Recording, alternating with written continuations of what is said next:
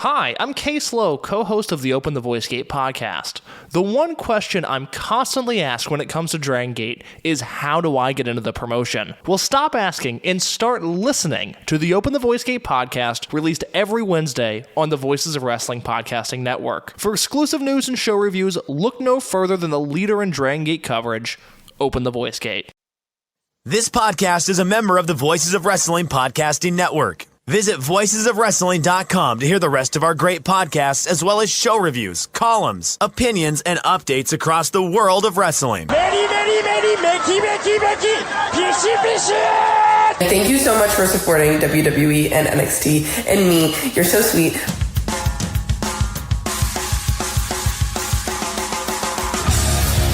You are listening to the Flagship Podcast with your hosts, Joe Lanza. I'm not throwing in the towel. I'll do this till I die. The only ones that are going to get me are the ones that outlive me. Then they can come tap dance on my grave with me. That's fine. Rich Frage. Just because a camera stays steady for 3 minutes does not mean it's like art and cinema. Watch a movie, watch a TV show, watch something. And we are live on the Flagship Podcast. I am Rich. He is Joe. A special Wednesday edition of the Flagship this week. How are you doing, Joe?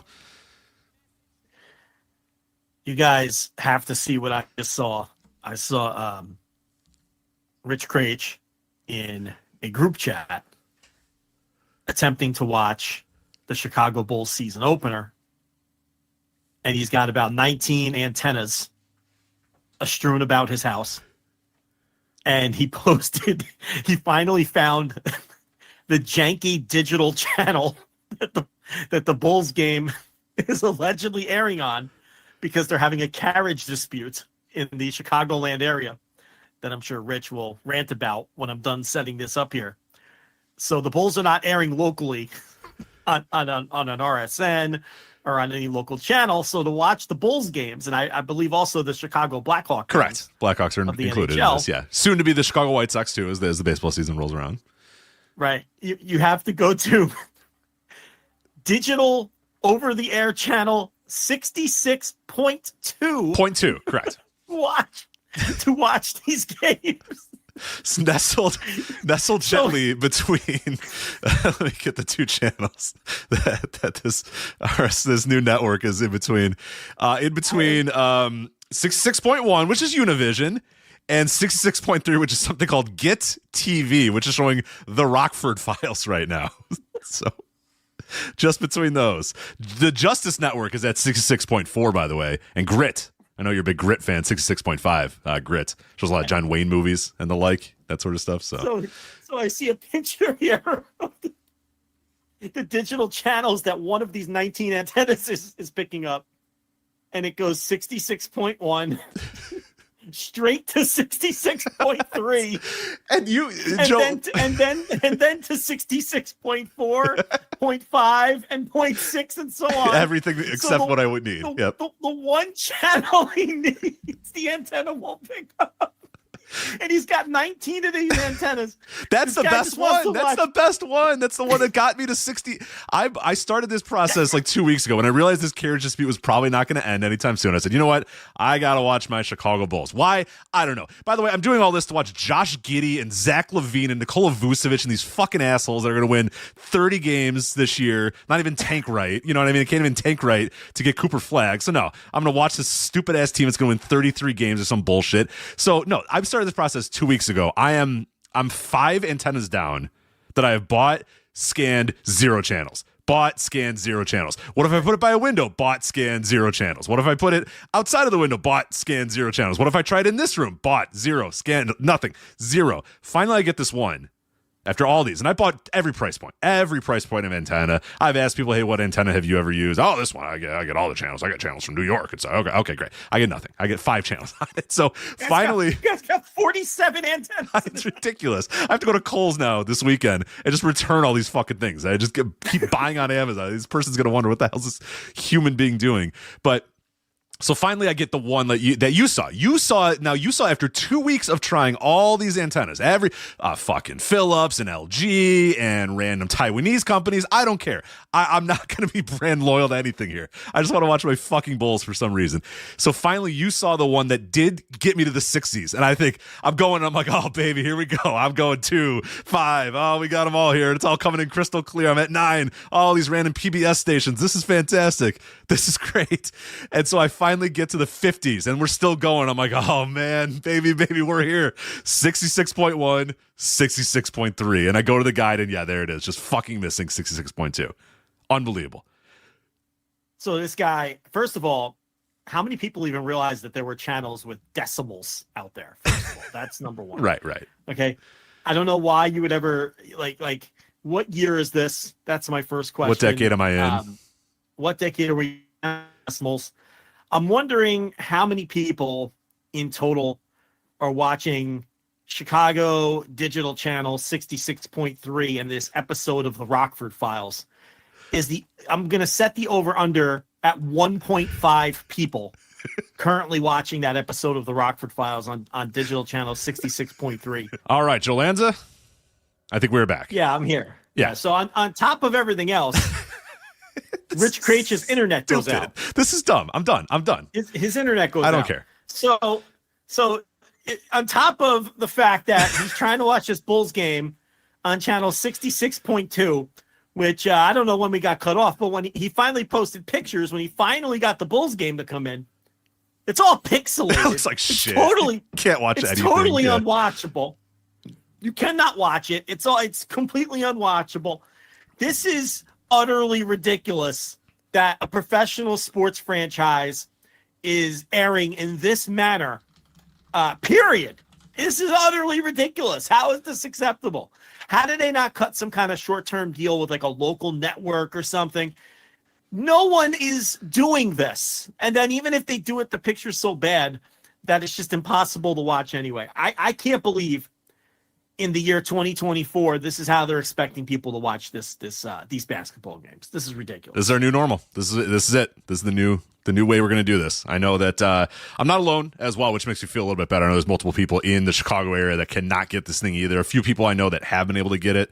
Most others are like, nah, I can't. I don't get it. And if they do get it, it's completely scrambled and a disaster like me. And the best part, Joe, you didn't mention that to get to watching it scrambled where every time somebody moves it pixelates, I had to put the antenna outside. I went to my deck and put the thing outside of just saying, okay, can I just find out if one of these things works or I'm doing this wrong? No, I'm not doing it wrong. I just have to put it literally outside on my deck and then I can watch pixelated Bulls Pelicans. That's all I have to do. Is every time I want to watch the Bulls is leave the door open and drag this cable outside onto my deck. And then, and only then will I be able to watch, Nikola Vucevic miss a 3-foot jump shot. Fantastic. You got to just get League Pass and a VPN. That I don't has care to enough. be I don't care enough. You got to. They've made me not care. I don't care. I understand. But you can't. I can never live like that. I couldn't do it. Scratching and screaming. Do you think CM Punk is sitting in his apartment there in Chicago and attempting to watch the Blackhawk games on Digital Channel 66.2 and having the same struggles you are? Big Blackhawks fan. I wonder. Yeah, I'm curious. I'm curious how other people are handling this. I'll have to see what the feedback is tonight to people that are seeing it, because I don't know. I can't imagine other people are living like this. CM Punk, big time Riyadh season rejecter. He's sitting home right now. He is, right. So right in time for the start of hockey season, right in time to skip Riyadh season. Right. So he had this all planned out very well. I wonder if he has 19 different antennas and he's got AJ up on the roof, standing there trying to. Yeah, that's my next path is have the nurse downstairs and me on the roof and go, what about now, honey? Is it good? Yeah, I could see it. Yeah. Wait for someone to move and to see if it pixelates. Oh yeah, it's pixelated. Okay, never mind. Let me go this part of the. What are we doing? Yeah, it's ridiculous. Listen to this comment in chat. Are you in a lowland? Antennae don't work as well if you are in a valley. What decade is this?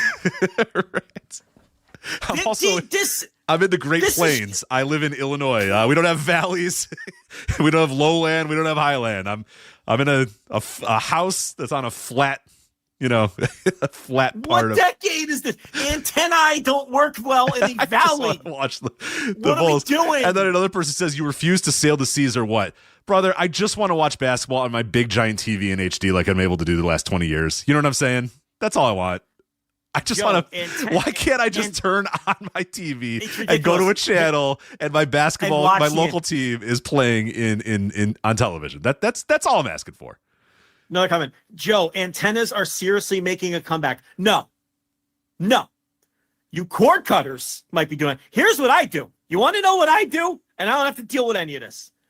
I just plunk down whatever amount of money it takes to make sure that I can sit on my couch with a remote and watch whatever I want to watch, stress-free. If you want to fuck around, cutting cords and everything else, then that's your own doing. And doing what I just got done doing over the last month. Yeah. I have no reason to ever fuck with an antenna, okay? Because I am going to just spend whatever it takes for the convenience of doing what Rich longs to do. And that's just put on my giant TV, all four of them, and put on what I want to watch. I make sure I just get that done. The rest of you can fuck around with antennas. And let me tell you something. Rich Craich wouldn't even be fucking around with 47 antennas. His problem is this is a local thing. If Rich Craich was a Sacramento Kings fan, I'd be good. He would have ordered the league pass last week, and he'd be watching the Sacramento Kings game in 1080p HD on his league pass on whatever fucking cable system he has. This is specifically a dopey local carriage issue problem. Rich Craich isn't doing this by choice. A lot of you do this by choice. I don't know what the fuck you're thinking. I can never deal with it.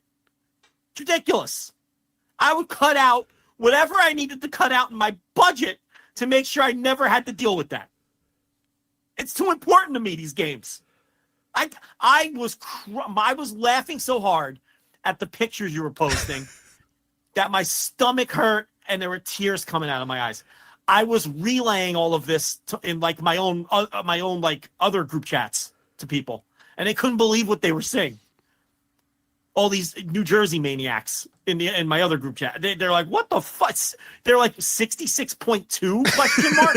Right, I'm that's like, where the I Chicago Bulls, the team that Michael Jordan played for, that won 6 NBA championships in the 1990s, one of the iconic brands in the sport of basketball and in the sporting world, and. Yeah, I have to watch on 66.2 next to Get TV. So if I want to watch, if the Bulls go to commercial, I can go one channel down and watch the Rockford Files while I wait for the Bulls to get back from commercial. Another one. Wait, there's a decimal? WTF. Yes, there's a decimal in the fucking channel number. I don't know. I don't know what people are doing out there. There's fucking decimals in the channel numbers. This is utterly ridiculous. And that's all to watch a shit product too, like right, to watch garbage. Yeah. The best part about it is the 3 teams that are being offered on this new network, which is I don't want to get into the whole details of why this new network is happening. It's kind of bullshit that it's happening in the first place. But the 3 teams on this network are the Chicago Bulls, who are atrocious, the Chicago Blackhawks, who are atrocious, and the Chicago White Sox, who just set the record for the worst record in Major League Baseball history. They want me to jump through hoops to watch those products. Fuck off. Fuck you. Those are 3 of the 25 worst teams in professional sports. And I'm sitting there on the fucking roof, to watch Josh Giddey. Get out of here. 66.2. Channel 66 is bad enough. You're on 66.2. They're never putting anything of value on 66, let alone like channel 66 on most cable is like some home shopping channel or some just information channel or something. It's probably just maybe even a dead channel. 66.2. It's a giant screen. Rich has 55 inches of pixels. 65. It's a 65-inch TV, by the way. It's Pretty big TV. Yeah. Oh God! I'm trying to find the station. Awful. So I used to work for my high school. My high school TV station. We used to air basketball games on my high school TV station. I would be the director and all that sort of stuff. I'm trying to find our call. I forget what our call numbers are. I know Chris Samsa is in the No Dope chat room. He might be able to remember off the top of his head. It was significantly lower than 66. I'll tell you that. It was clearance was like, the clearance was not very long, but I can promise you it was available much earlier on the old dial than 66. But I can't find, and I can't think off the top of my head what the hell our TV station number was, but much better than 66.2, for God's sakes. I'm trying to see what channel 66 on DirecTV is. I don't even know. It might not even be. It might just be like grayed out. Like I don't even know if it's an actual channel. What is channel 66? Let's see. Sportsman channel. What is that? Is that like that? Is that TNA used to air on that channel, right? No, I'm kidding. No, it aired Destination on America. That was Destination America. Yeah, did you? Pursuit. Or Pursuit. I would say Sportsman TV is pretty close to Pursuit. Wait, this is not even right. Campers Holiday Television Channel. This is like on some. That's not even accurate. I don't know what that channel listing is. This says Channel 66 is a virtual channel for WGBP TV, which is digital channel 17. What is this crap? What? I don't even know what that means. DirecTV printable channel list. Why am I getting different? Look, I don't know what the fuck it is. I'm getting different answers every Google result here. For what channel number 60? I guess I could just grab my remote. My remote's halfway across the house. I can't even do that. I couldn't believe what my eyes were seeing. I don't know how they expect people to jump through these hoops on fire to watch the Bulls and the Blackhawks. It's terrible, Rich. It's terrible, Rich Craig. Well, you know what? You got it. I've resolved that by turning on the thrilling action of Indiana Pacers and Detroit Pistons on NBA TV in crystal clear HD. So we're okay. We're doing all right over here.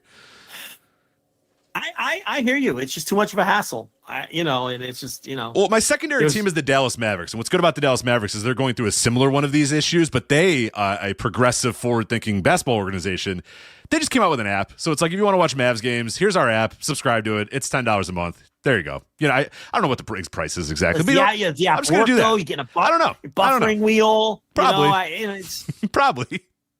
It's ridiculous. This is our new normal. This is what we got now. So we got to just accept it. I don't know. It's not my normal. I refuse. Someone's like, why don't you sail the high seas? Here's why. I'm not watching games on a fucking 18-inch laptop screen. I'm not doing it. I work too hard for that. On some sketchy stream that's 48 seconds behind. Like Twitter's ahead of the stream. All your friends are ahead of the stream. You get a buffering wheel every fucking 6 minutes. The picture quality's terrible. I'm not doing that. I refuse. Just tell me how much it costs to put it on my fucking TV. That's all I want to know.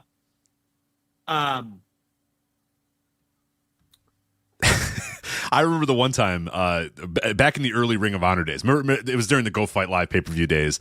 You probably remember this as well, because I think everybody encountered this, and I know because it was one of the great early like wrestling Twitter moments that I noticed back when you could actually say wrestling Twitter, because it was a very kind of smaller group of people, and we still kind of all it felt like it was one sort of group, more so now where it's like they're so divided or whatever. But it was one of the Ring of Honor pay-per-views, Go Fight Live era 2014 or something like that.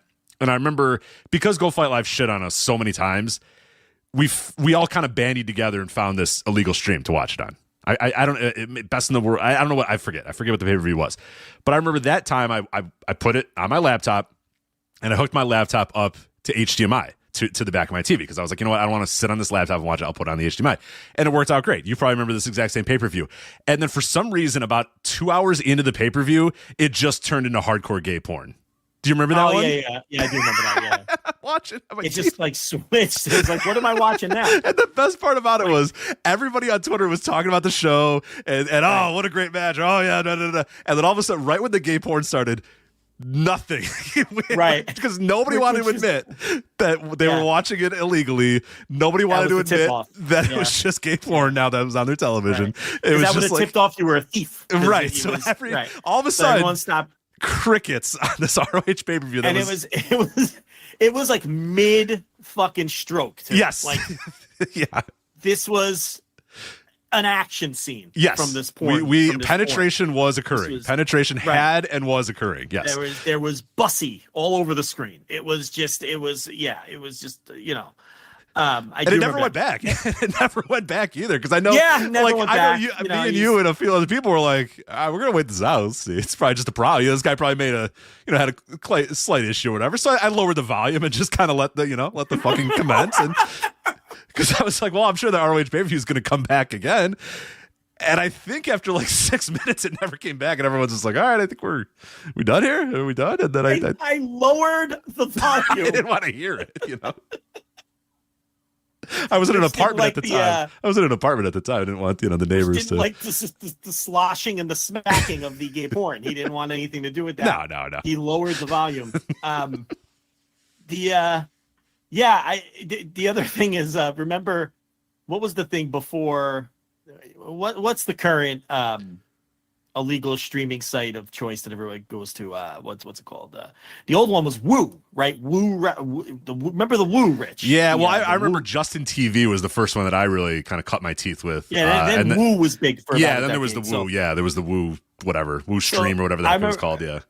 So Woo would show they would show everything, and what they would do for the New Japan shows is sometimes they would do overlays of their own entrance music for certain wrestlers just to be wacky, right? Interesting. Okay. Yeah.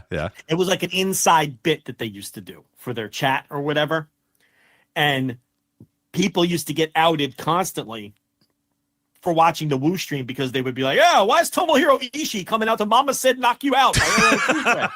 Yeah. And it's like, oh, somebody's watching the Woo stream. Yeah, someone didn't pay for Nico or Ustream. Right. Some major well-known wrestling journalist isn't paying for his legal New Japan because he's questioning the that would happen all the time because they would change the entrance themes to their own little kitschy versions, they whatever it was. But crazy days. You can't, it's, I agree. You work too hard, Rich Crates. You shouldn't have to find some pirated stream from Bangladesh of the Bulls and the Pelicans. Right. It shouldn't be this hard. It absolutely should not be this hard. Now, look, if I were you, I got to have my sports. I got to have my teams. I'd probably go the VPN route.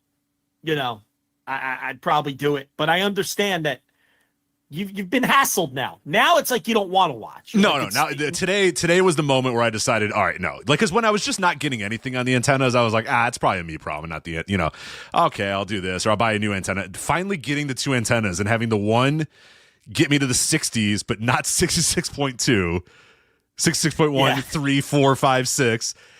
Not 66.2, and then the other one getting me 66.2 when I put it outside or near my window, and then it being pixelated like crazy that's my tipping point. I'm done. I don't care anymore.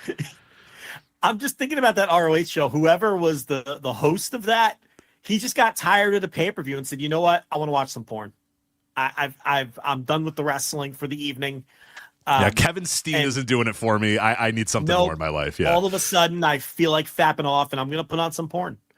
And these people who are relying on this, they're just going to have to deal with it because I am horned up right now, and I need some porn, and that's what I'm going to do. And that's what the guy did. And, I love that it never went back, too. That's my favorite thing, too. He was done with the wrestling. Give me a minute, whoops, wrong window, or whatever. He just said, nope, I'm good. It's time for porn. It's porn time. You're either with me or you're against me now. So you guys can stick with this, but I'm watching porn until that, I'm thoroughly satisfied, whatever fits that definition. So, and that's what happened. He just left the porn on. We all gave it a couple minutes and we were like, I don't think the wrestling's coming back. I think that's done. I think ROH Best in the World 2014 is done. So, we're just doing this hot man action now. That's what we're doing. Mm-hmm. It's, a different kind of hot man action, to be quite honest. For sure. It's So that was that. A full slate of topics to get to today. I did want to mention Fernando Valenzuela passing away today. Yeah. We got to do a little bit on him for sure. Got to do a little Fernando because, I think there's a sneaky wrestling tie-in here with Fernando Valenzuela as well, Rich Critch, because, I was going to ask you if you remembered the 1981 Fernando Valenzuela season. Of course you don't. I do not. I was negative 6 years old, so no, I did not. But I'm sure you are aware of Fernando Valenzuela's 1981 season. Of course. Where he became he was legitimately a national phenomenon that really broke through the barriers of baseball to where he was a legitimate national phenomenon, period. Just outside of even the baseball and sports world, the Fernando Mania, Rich, the Fernando Mania. And in that era, in the 80s, in the early and mid 80s, we like to throw mania on the end of things. That was just very trendy. I'm not so sure that, when Hulkamania and WrestleMania came around, 4 or 5 years later, that wasn't somewhat influenced by Fernando Mania, which had come a few years before it and, sort of using that mania suffix that people were throwing onto. Yeah, they always say it was the Beatlemania that was the inspiration, but I would say the more contemporary at that time, especially just a couple years after, was because Fernando Mania. That's what everybody called it. Everybody called it. Sports Illustrated. It was tagged as that. If you watched it on TV, it was that. Mania. Everywhere it was Fernando Mania. So yeah, I do think that while I'm sure the Beatlemania did influence some of it, I do think Fernando Mania probably did as well. I think you're absolutely right. This guy, he came up briefly in 1980, but 1981. He started the year, he broke camp with the Dodgers. And then his first 8 starts in the major leagues, it's just preposterous. 9 innings, no runs, 9 innings, 1 run, 9 innings, no runs, 9 innings, no runs, 9 innings, no runs, 9 innings, 1 run, 9 innings, no runs, 9 innings, 2 runs. Those were that man's first 8 starts of the 1981 season. For those who don't know anything about baseball, he pitched every inning of every game, which to modern baseball fans just sounds utterly preposterous. He had 8 complete games. He had 5 complete game shutouts. He allowed 4 runs in 8 starts. And, he finished the year with what? I guess it was 11 complete games and 8 shutouts in that 1981 season. He won the Cy Young and the Rookie of the Year, and he just took the entire baseball world, sports world, and really nation by storm with Fernando Mania. To this day, is one of the most popular athletes in Los Angeles sports history. He had 7 or 8 excellent years after that, where he would just the complete game numbers are just staggering. In 1986, he threw 20 complete games. So this is a guy, as I said, he won the Cy Young and the Rookie of the Year in the same year in 81. That the other thing about 1981 is the Dodgers won the World Series in 81, and they were down 2-0 against the Yankees. And look, they're going to play in the World Series again this year in a couple days. But the Yankees were up 2-0 in that 1981 World Series. Fernando had clinched the National League Championship Series against Montreal. He won Game 5. He went 8 2/3 innings. What a bum, Rich. He couldn't go all the way. What happened? I know, Arm got tired or something. Arm got tired. So, 8 2/3 innings against Montreal to finish that off to send him to the World Series. He pitches Game 3 with the Dodgers down 2-0. Basically life on the line. No one had ever come back from 3-0 at that point. He pitched 100. He went 148 pitches and he went all 9 innings. Dodgers won the game, and they went on to win the next 3 and win the World Series. So you couldn't have a better season than he had in 1981. It's right there with any of the great seasons in baseball history.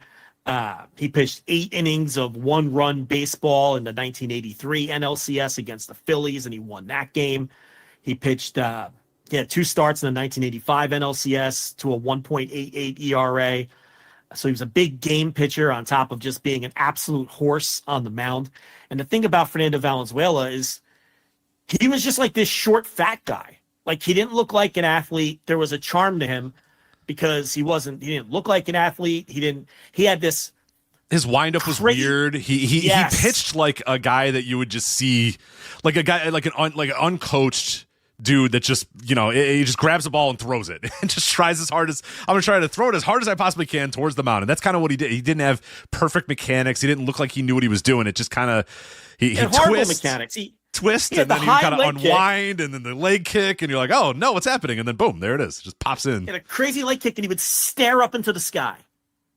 He would stare directly up above his head into the sky with the high leg kick. And he had awful mechanics, and he threw a screwball.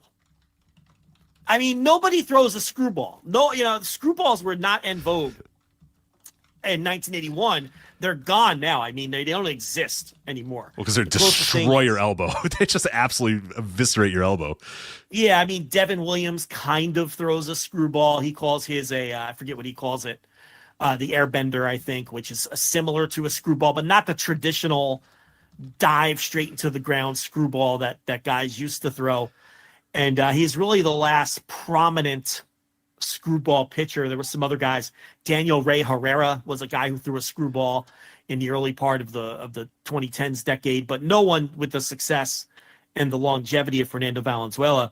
And, you know, he was one of the most successful and prolific pitchers of the decade of the 1980s, right there with Jack Morris, Dave Stieb, whoever you want to name. You want to throw Clemens in there, even though he was only there for the back half of the decade.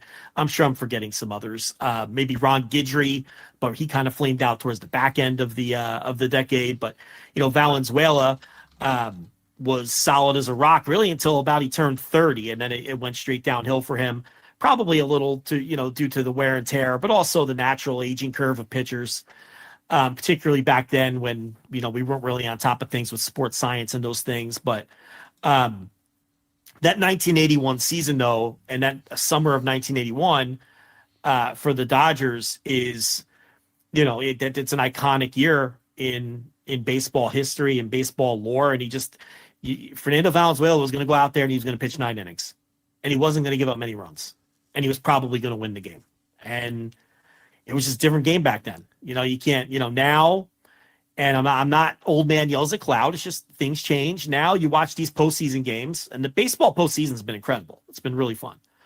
But, you know, you get 4 2/3 out of the starter, and, you know, they're coming out to get him. They can't wait. They can't wait to get the bullpen guys in there. So a clown car of guys that throw 98 miles per hour and 102 can come out and pitch the next 5 innings or whatever. It's basically what modern even baseball if guys is. are pitching, even if they're pitching well, you know, it's like, oh, you went 4 1/3. We don't want you to face the lineup the third time through. So, here comes, like Rich said, here comes the parade of relief pitchers, and there's a loss of charm with that, you know, and I understand why they do it.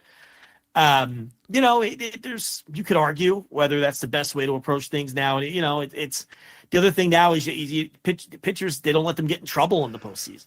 I mean, you let a couple runners on in the third, and again, here comes the parade of relief pitchers. They don't let, you know, and give guys a chance to work out of trouble. It's just there's too much on the line. These managers are all scared for their jobs. It's just a different game. But in Fernando's era, with a pitcher of Fernando's quality, it was, here's the ball. You know, I'll see you in the 10th. You know, your pitch. This is your game. You know, and you know, it still, his performance was remarkable. But an iconic figure in baseball history. Not a Hall of Famer because he didn't have the longevity. You know, but he did play a lot longer than I think people remember. I mean, he played until 1997, which is pretty wild because he's known as flaming out, you know, in his 30s or whatever, and he kind of did, but he did come back after having a couple of bad years and ended up having a pretty decently long career playing for a bunch of different teams. I know he was on the Cardinals and the Padres. Did he pitch in the 96 World Series for the Padres? I forget. No, they went to 98 World Series. 98, that's right. And right. 96. Yep, right.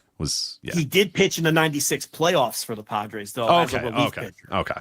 Yeah, they were 98. He was a back end starter that year, and that was his last good year. He had not a renaissance year because he was a different kind of.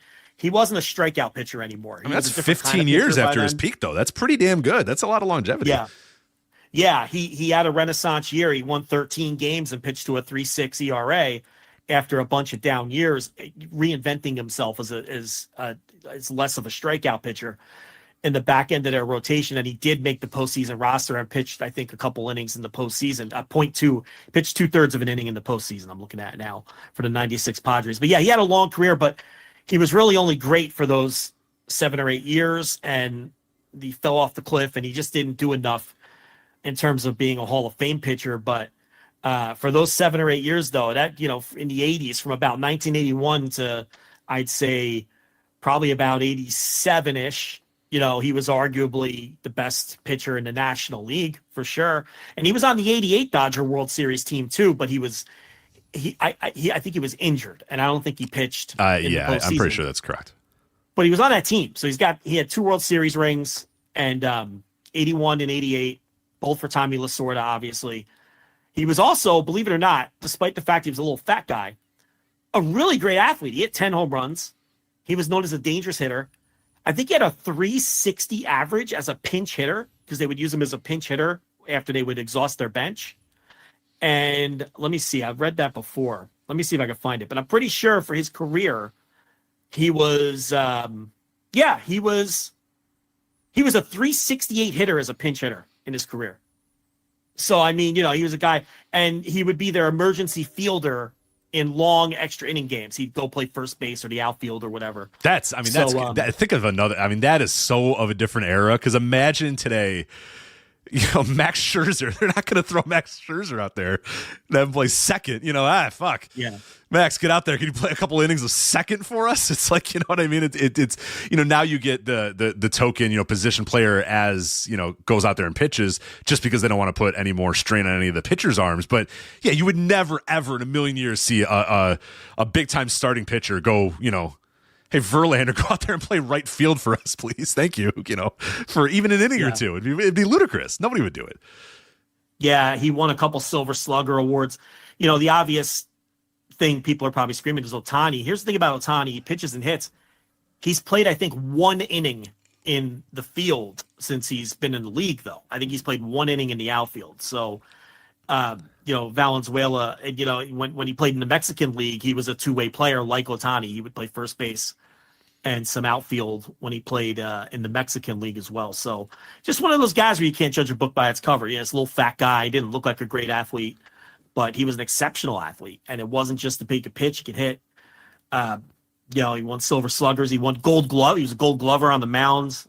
Cy Young, Rookie of the Year, 2 World Series. So, an iconic figure, especially in LA sports history. You talk to anybody in LA, they still talk about Fernando Valenzuela, who was their Spanish language television announcer up until about a month ago when he fell ill. And they took him off the air. They said he'd be back next season or possibly be back for the playoffs, but unfortunately he passed away. I think he had liver cancer. So just wanted to quickly mention Fernando Mania. Yep. Fernando Valenzuela. Yep. Yeah. Liver cancer. Famous. Yeah, indeed. Liver cancer. So sucks. Yeah. Very fit. In terms of fame for 1980s baseball players, right there with Pete Rose or Ricky Henderson, a very famous baseball player. And if you're trying to catch up, I'm pretty sure there's a 30 for 30 on Fernando. I think it's Fernando Nation is the name of it. I'm trying to remember if that was one of the E60s or whatever, if it was a 30 for 30. Let me find out if it was for sure, because I know a lot of people that don't watch American sports do watch the 30 for 30s, because I think they're pretty good. It's a pretty good representation of the sport. So if you're listening to this and you know nothing about baseball, but you're interested a little bit in the story, Fernando Nation, episode 27, October 26, 2010. So if you want to jump in there, I believe that was in their first season. So first season, episode 27 for Fernando Nation, if you want to watch that. And someone mentioned too, he threw a no-hitter in 1990, I think against the Cardinals, if I'm not mistaken. So he also threw a no-hitter. I mean, he did everything you could do as a pitcher in Major League Baseball. Anyway, that's Fernando Valenzuela.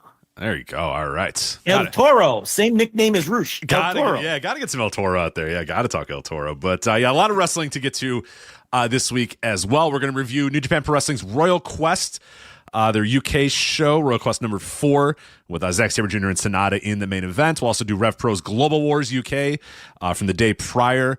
It's a RevPro show. A lot of New Japan inclusion in that show as well. Maple Leaf Pro Wrestling, Scott D'Amore's new Canadian wrestling startup. 2 nights MLP Maple Leaf Pro Forged in Excellence Night 1 and Night 2. I'll review and recap both of those shows. I will talk about the bombshell news of Samantha Irvin's departure from World Wrestling Entertainment. I will briefly preview NXT Halloween Havoc just to kind of get your reaction to what the fuck this show is going to be. And I'll ask you right now and hope and pray that we do not watch this. I don't know if we have to. I guess we'll figure that out when we get to it. Joe, do you know that NWA Samhain is this weekend as well? NWA Samhain it's 2. Halloween week. Yeah, NWA. So what surprised me about this is, so now we know that the current NWA rollout is that they're going to air episodes of NWA Power on X, formerly known as Twitter. And I'm thinking, are they going to show all of Samhain this week, or are we going to get like Halloween themed? Because they usually break it up. It's like what, an hour, 2 hour long show, NWA Power. Are they going to break this up over the course of like 5 weeks, and we're going to have NWA Samhain content in like deep into November, or what are we doing here? Makes sense of this. Makes sense. I ask your man at Billy, what's going on here? I don't. You ask your man. You're in Chicago with him. It's true. I don't know. This is a whole new era of the NWA. I don't know what they're doing. Well, we'll have to lock in. We'll have to figure out next week what's going on, because I can't let the Halloween season pass without a little Samhain in my life. So I will preview that show as well. And TNA Bound for Glory, I do not want to forget about this, because we always forget about TNA pay-per-views. TNA Bound for Glory is this weekend as well. I definitely knew that before earlier today, that TNA Bound for Glory was this weekend. I definitely did not just learn about that today, so do not worry. But first topic we do need to get to before we get to all of that stuff in the world of wrestling is the announcement of a brand new lawsuit brought against WWE, Vince McMahon, Linda McMahon, WWE/TKO, filed today. The suit has an 82-page complaint with allegations that a high-ranking WWE figure, or high-ranking WWE figures, including both Vince and Linda, did little to nothing to stop former employee Mel Phillips and his alleged sexual assault of ring boys. So according to the filing, 5 unnamed plaintiffs, referred to as John Doe, are pursuing that case against WWE/TKO, Vince McMahon, Linda McMahon. And I will say that I don't know how many of the details you want to get into here, but David Bixenspan did a fantastic job at rollingstone.com. Definitely recommend anybody that's going to listen to this case or listen to what we're going to talk about here that wants to learn more. David Bixenspan did a fantastic job recapping the suit, what we knew about the Ring Boy scandal before this suit, what we knew about Mel Phillips before this suit, and really got deep into the weeds of everything in that 82-page complaint. And it's pretty gruesome, a lot of the stuff. So if I will definitely say that there is a lot of details about the alleged abuse at the hands of Mel Phillips. So please keep that in mind if you are going to read it. But cannot recommend that piece enough from David Bixenspan, rollingstone.com. Really great work digging into this suit and talking about it. But that's it was kind of. So I've been out and about all day, and I'm playing catch up with all of this. Yeah. I'm aware of the new lawsuit. I'm aware of the Bixenspan piece, but I haven't had a chance to read it yet. Am I understanding this correctly? He in that piece, there's 5 new anonymous John Doe victims that are cited in that story. Correct, because there's obviously the famous is the Lee Cole. Or the Tom Cole, sorry. This was kind of, if you follow Lee Cole, who was his brother, who has been, involved in a lot of the Janelle Grant case and has come up a couple times in the Janelle Grant case. I think he has a podcast or some sort of video show or something on YouTube. I want to clarify something, because a couple weeks ago when the Grant team had their press conference and Lee Cole asked the question, we were wondering how he ended up on the media call, whether or not he may have actually been a plant by the attorneys based on who he is. And Bix did reach out to me when he was listening to the show, and he let me know that he does in fact have some kind of YouTube show or something. So Lee Cole wasn't any kind of plant, or it wasn't some kind of, set up by the defense team to have this high profile person, obviously related to Tom Cole, ask a question. He got on that media call through his legitimate, whatever it is, his legitimate outlet. So I forgot to clarify that the following week, and you just reminded me. So I wanted to make sure I did that now. Good. Yeah, we should do that. So he had been teasing over the last week or so that some big bombshell thing was going to come out. He said yesterday, but then it said, yesterday, actually, sorry, it's going to be tomorrow. and that's what this was. And David Bixby obviously had a little bit of knowledge about this because he was able to kind of get the Rolling Stone article ready to go. So once the attorneys put the complaint out, David Bixby was able to get that report out pretty quickly as well on RollingStone.com, and now a bunch of other people have kind of picked it up and gave him the details about it. But yeah, it is 5 new John Does, and apparently, and there are some of these floating around as well, so you can find them. There are now videos and photos of Mel Phillips in very provocative situations with these children as well. So yeah, that's a big part of it too. Is that now there are photos and videos? Hold on. Yes, there's videos. I believe there was a home video. I believe there was a home video that somebody was able to.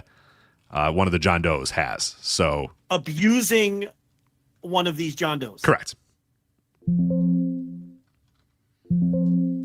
So, holy shit. Yeah, and there's a photo that the photo's been making the rounds a little bit. I don't know if the video is anywhere yet, but this is all going on today too. This all happened like this afternoon, right. So we're still kind of working through it ourselves. But yeah, I know for a fact there's photos out there, and I believe there are a videotape. Now I don't know if that video has made the rounds yet either.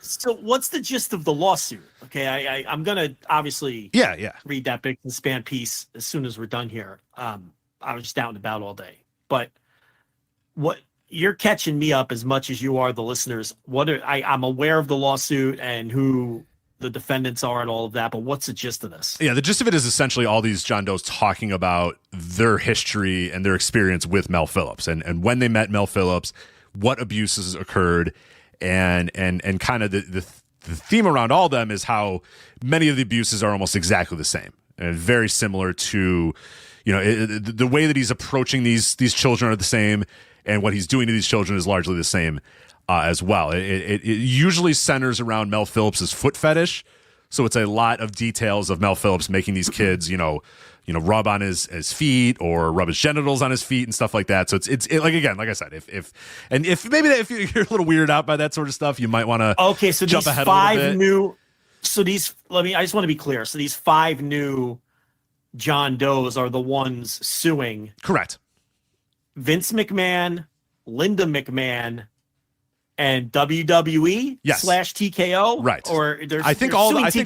I think all 4 are involved. Above. Yeah, I think it's WWE, Vince, Linda, and TKO Group Holdings are all included in this. So suit. The idea is Vince and Linda were complicit because they did nothing to stop. Correct. Yeah. The idea here is that, hey, everybody knew this was happening.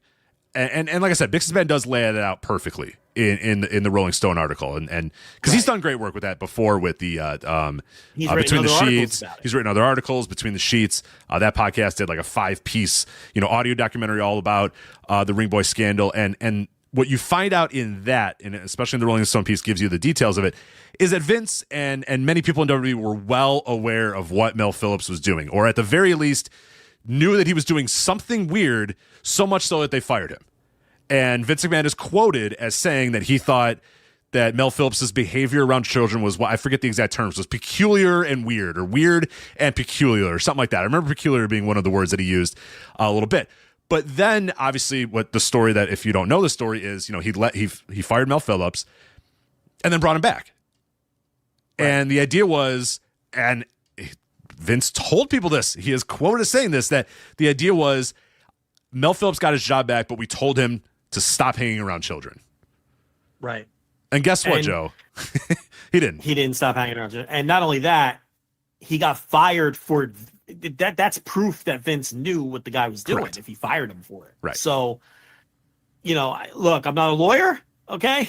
But this seems like there's, and look, in commentary, they would joke about Mel Phillips.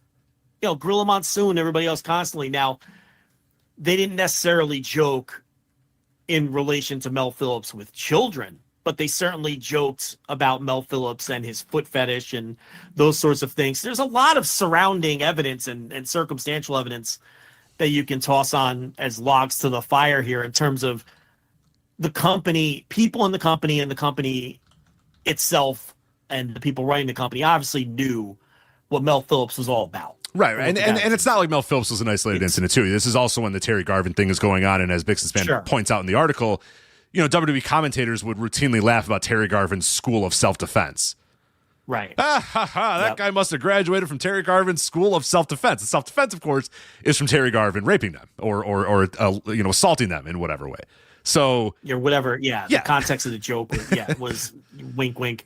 And they would make jokes about Phillips, Patterson, Terry Garvin all the time in commentary. It was, an open secret what these guys were up to. Now, again, not necessarily can I sit here and tell you Gorilla Monsoon knew that these guys were targeting and preying on minors. I can't tell you that. Were a lot of these jokes made on air more along the lines of typical 80s humor towards homosexuals? Yeah, sure. It wasn't necessarily an admission that they all knew that these guys were messing with kids. But I mean, people like Jesse Ventura and others have talked about, it kind of being an open secret that Mel Phillips was a weirdo around kids. And, so it's impossible that Vince didn't know. He fired him for it. Right. He literally fired him for it and then brought him back to do it some more. I mean, it's almost preposterous to think about that. How could you bring the guy back? You just have to not care and have zero empathy. And I don't know. You just have to be completely disattached and disassociated from care or empathy and think that you and your company are just totally untouchable. Mel Phillips couldn't have been that important to the operation that you had to bring this guy back knowing that he was sexually abusing children. I mean, when we talk about Vince the way we do, maybe people can understand that. But I don't think we go too far. If anything, we don't go far enough. The guy's deplorable in every way. He's a bottom of the barrel human being. Setting aside the pale in comparison idea that to me he ruined professional wrestling. That doesn't even matter when, in comparison to all this other shit. So I'm glad this is back in the spotlight after all this time. I hope that these 5 people get some kind of closure on this. And it's, this can only work in Janelle Grant's favor. I mean, let's be honest about for sure. it. And that the attorneys, Ann Callis and she was out saying, that, hey, this is, again, yet another example of the culture of sexual assault and abuse that was at that company. So, again, hey, it's not too crazy to think that maybe he was involved in this as well if this was allowed to kind of happen in the company. And it should be noted, too, that the lawsuit did say that this is, quote, the tip of the iceberg. More revelations will certainly come in the following months. And the plaintiffs cite records from an FBI investigation from 1993 that stated 10 victims of Phillips were identified, but only 5 were willing to jump into this lawsuit. But do those other 5 that were identified as being victims in 1993, do they now step forward a little bit now, knowing, okay, maybe we have a little bit of thing here? Or do they just want to kind of close that chapter of their life and not even think about it? And yeah, who knows what's going to happen next with this? But an interesting, worth keeping an eye on moving forward. But yeah, if you want the details, again, like I said, rollingstone.com. As we said at the start of the Grant thing, everyone, just assumed that maybe other victims of both McMahon and other people in this company would be sort of emboldened to come forward because Grant did.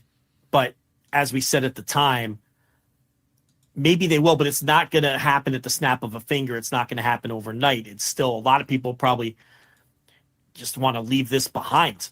If you were a 12-year-old who got mixed up with Mel Phillips and you just want to leave that part of your life behind, or you don't want to dig up those old memories or whatever the case may be. If you're someone that Vince McMahon was terrible to, who signed an NDA, maybe you just want to move on from that part of your life. And also the idea that it may take time and years for people to come out with this stuff. And whatever McMahon is guilty of, you hope that people come out while he's alive. You hope that these people are ready to tell their stories and to attempt to hold this guy accountable while he's breathing. That's my hope. Yeah. For the people who do choose to come back and talk about this stuff. I would like Vince McMahon's life to be as uncomfortable as possible for whatever is left of it. You know, when you look at stuff like this, and I haven't even read it yet, but obviously I'm privy to a lot of this already. A lot of people aren't. Right. You know, this Mel Phillips stuff is going to be brand new to a lot of people. Mm-hmm. And, you know, especially some of the details, which you are telling me are new and heinous. They're pretty bad. Yeah, So, that is my warning. A lot of it is graphic, but I think it's worth. Here's the thing: it's graphic and it makes you uncomfortable. But you know what? It should make you uncomfortable.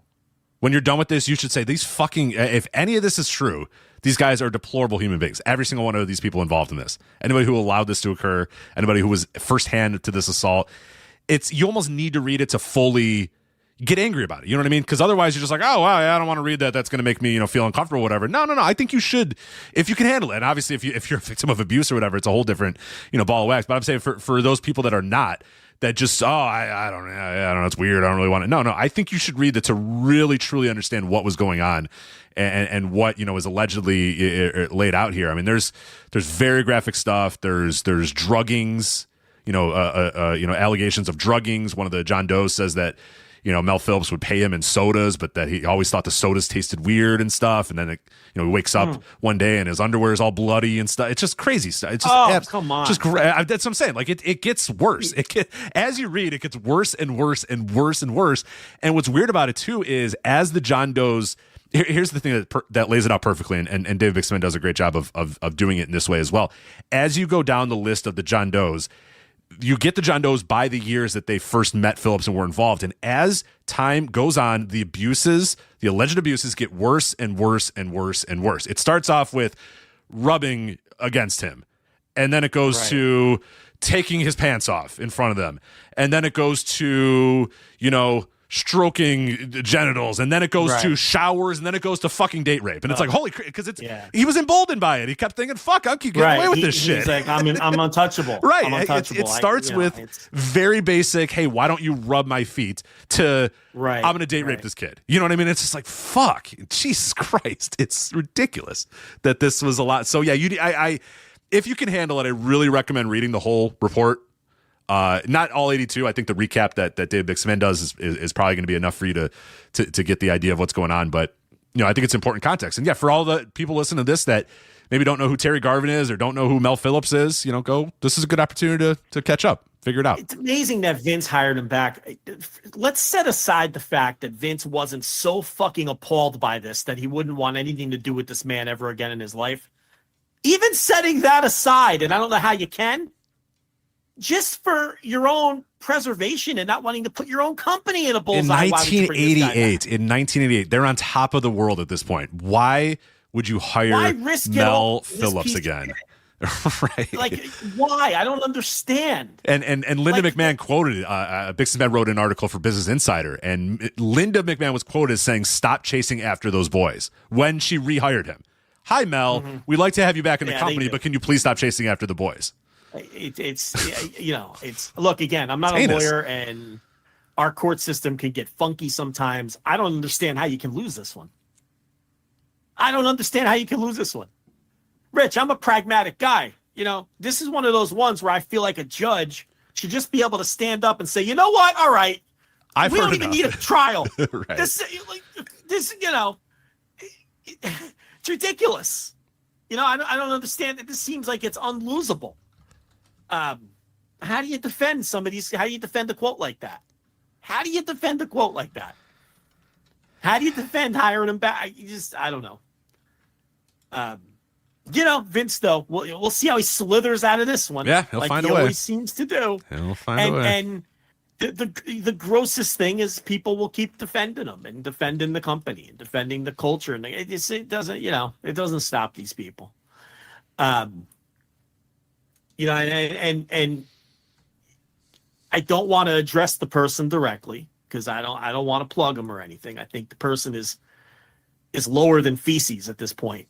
But the fact that WWE very clearly got someone to do their bidding and slander not only Bixenspan, but also Dave Meltzer and Brandon Thurston, whether related or unrelated, a day before any of this broke, because obviously they knew it was going to break, and wanted to get ahead of it by slandering a number of reporters and journalists who obviously were going to be reporting on the story.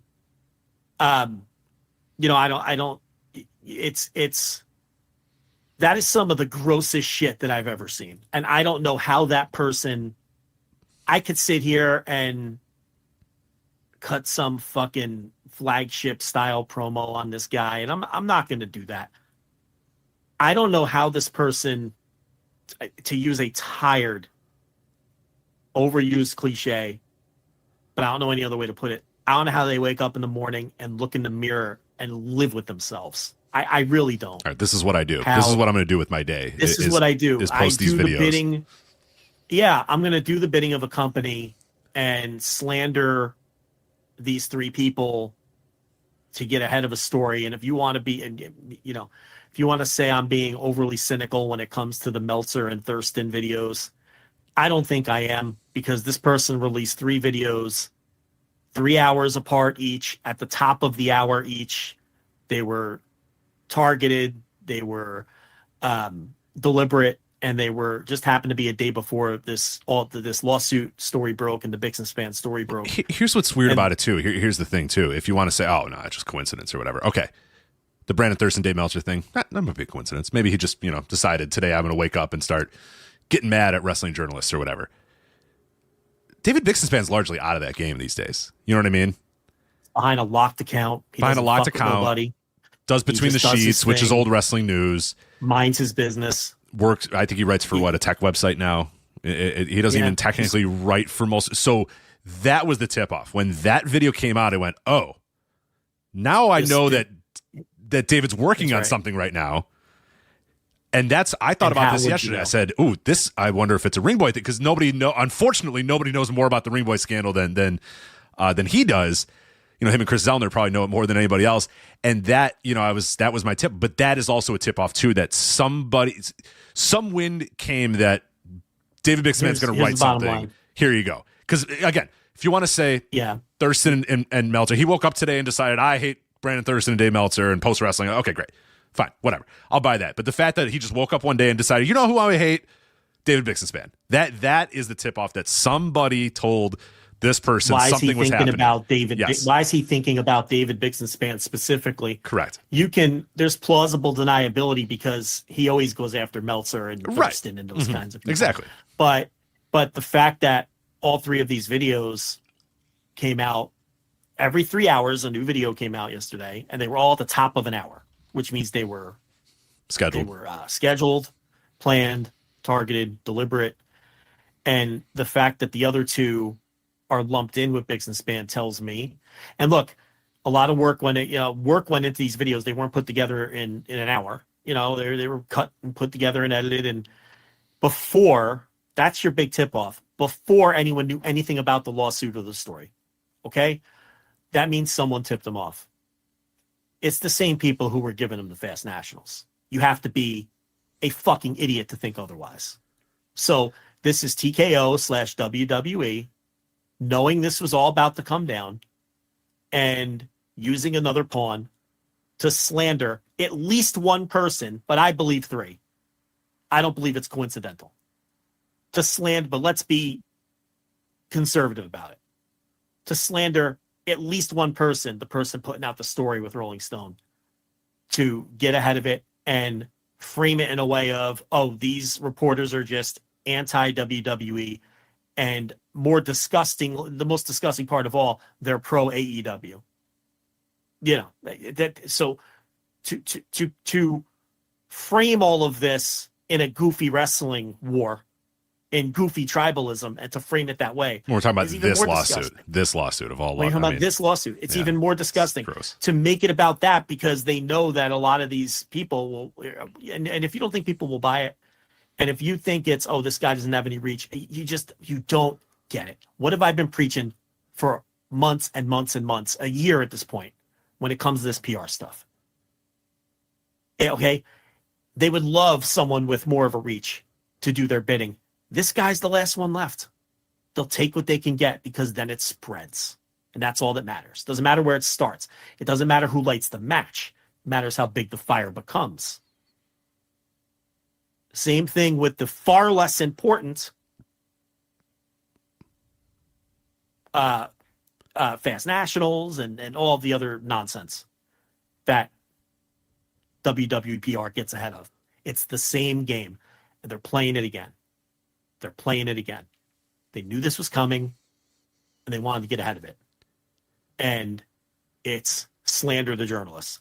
And they've been playing this game with Dave Meltzer. You know, I didn't bring this up last week, and it's slightly unrelated, but it ties into this. I got tipped off last week that Kevin Owens has been signed for months, is what I was told. Okay? But WWE isn't leaking that to their approved, to the media they want to report that.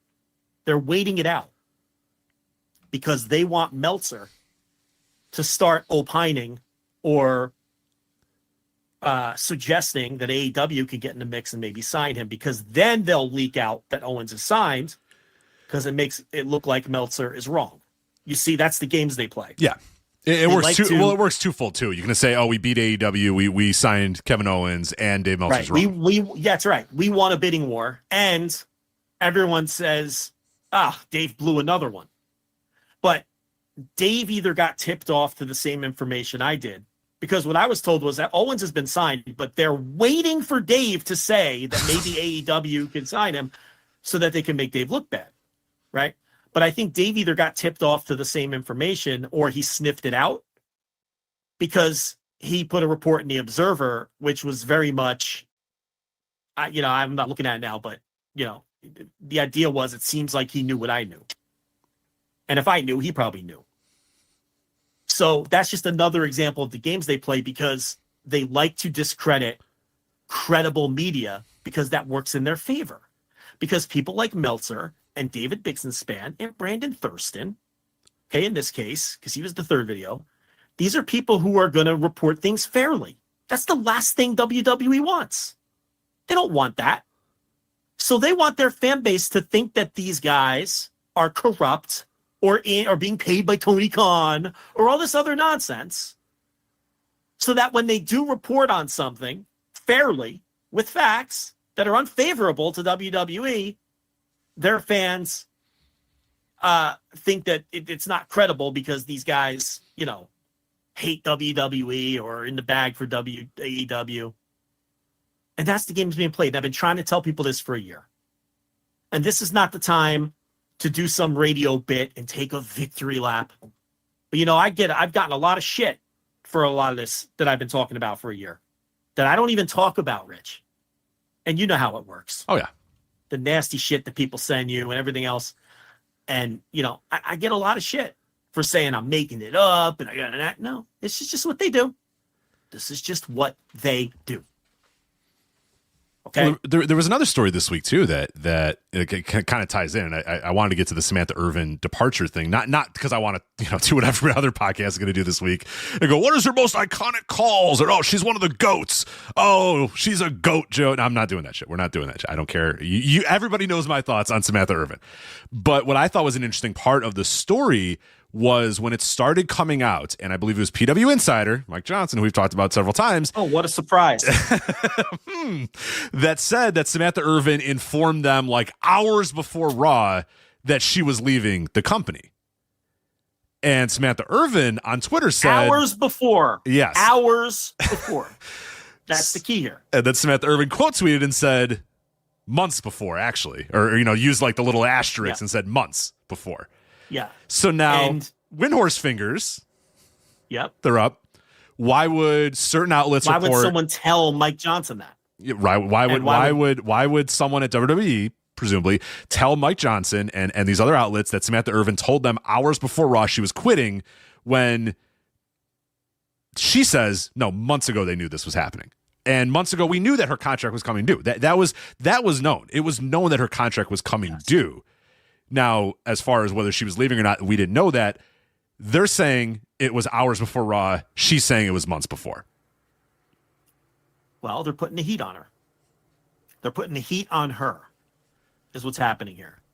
And if you're wondering why you would go to Mike Johnson to feed that type of information and not Sean Ross Sapp or Dave Meltzer, well, that's a rhetorical question. Okay? I'm going to leave that one at that. But here's the thing. Here's how we know that story is bullshit, Rich Craich. If Samantha Irvin gave her notice last minute, hours before the show was supposed to start, how the hell was Lillian Garcia there? That's strange. Yeah, she was already there, ready to go. Lillian Garcia was in the building, ready to go. Did they just snap their fingers and manifest Lillian Garcia on it was unbeknownst to them that this woman was quitting. She quit in catering a couple of hours before the show or whatever the fuck. And they just happened. Lillian Garcia just happened to be hanging around. Lillian Garcia. Not who are the other two? Not the growling NXT lady. Not Alicia Taylor and not Mike Rome. Not Alicia Taylor or Mike Rome, which would be plausible. Tony Chimmel. They work there. Not Tony Chimmel. Right. We can't grab Tony Chimmel from some department or whatever. Those two people work there, and it's like it's plausible that they'd be there, right? And you can't. Okay, maybe they were at. Maybe they always come to work. No, Lillian Garcia was there already to step in place, but allegedly this person gave their notice a couple of hours before. Come on. They know the talent is beloved by their fan base. They're trying to put the heat on the talent. Yep. That's all. That's what this is. These are these little games.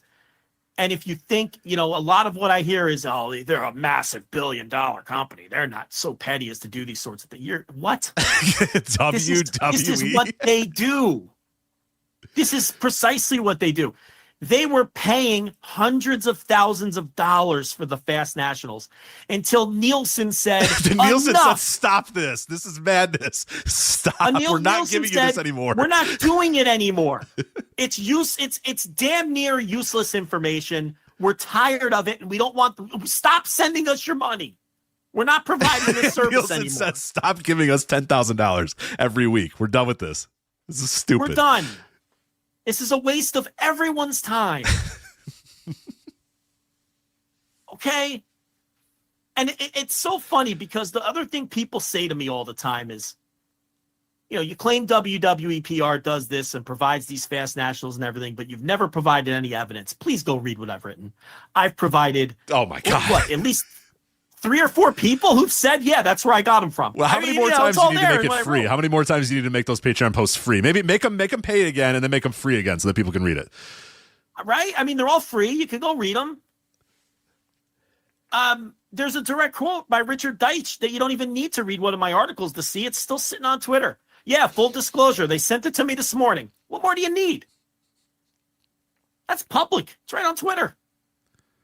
Search at Richard Deitch, at Brandon Thurston. You'll find it. They had the conversation with each other for everyone to see. But there's no proof. There's no evidence that WWE... Come on.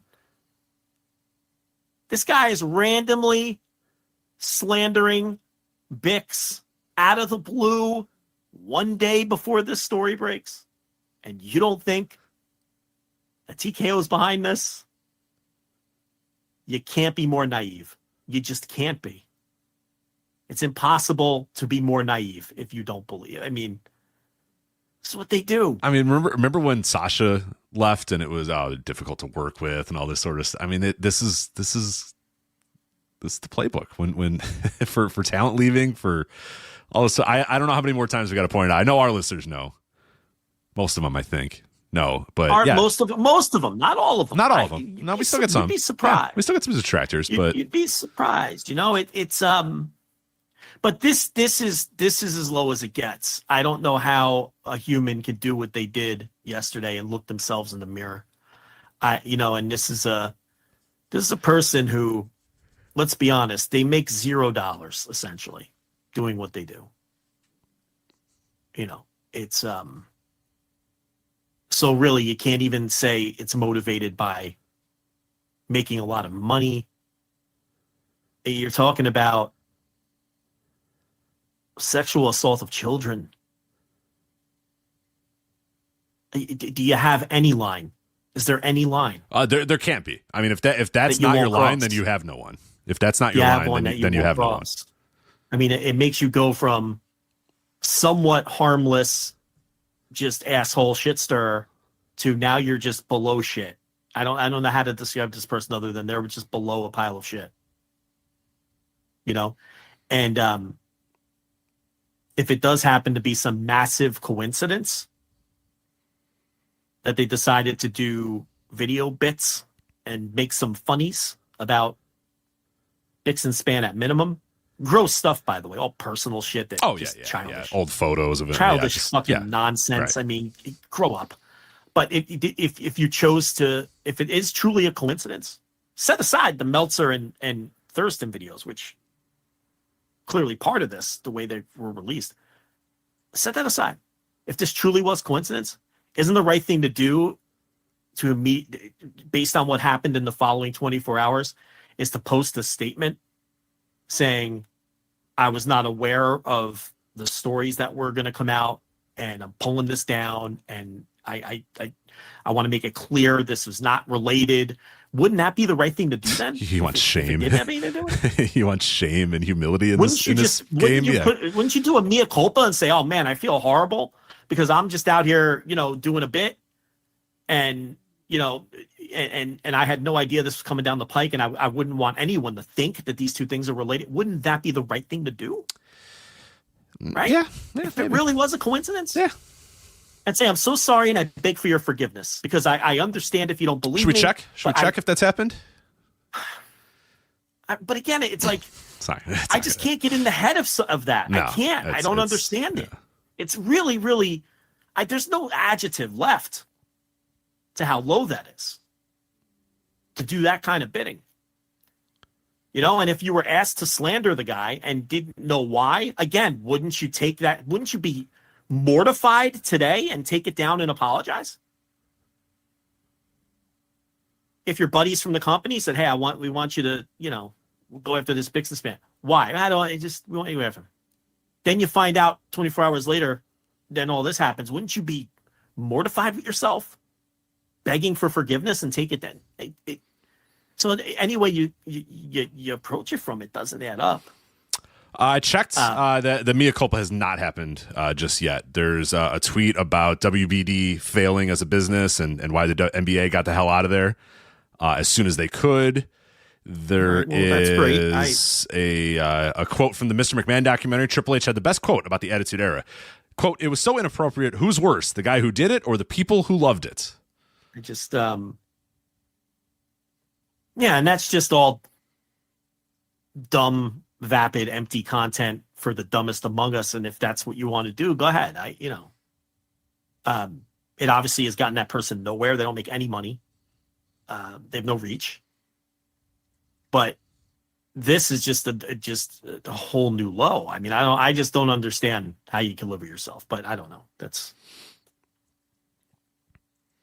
I will say one of the good things is that in this person's video that they made about David Bixman, a lot of people replying, "Well, this is kind of your weird timing now that the Bixman thing came out." So yeah, people are starting to maybe a little bit more put two and two together here. So that is the hope that. No, I think it's growing. It's growing. It's becoming, the awareness is growing, but also the attacks and the it's all getting worse too. It's getting more dirty. And it's getting really gross. It's getting really fucking gross now. It emboldens the worst people. Is what it does. Mm-hmm. It emboldens the worst people. I've seen a lot of people who are highly critical of Bix, and even people I would consider enemies of Bix, come out and defend him today, because this is just beyond the pale. Right, and it's very it's obvious what's happening too. The Reddit thread is very much very much onto what the person was doing and what the company's doing. So yeah, I think that it's kind of backfiring to some extent, but at the same time, it's going to embolden the worst people. And I guess from that standpoint, what can you really do about that? But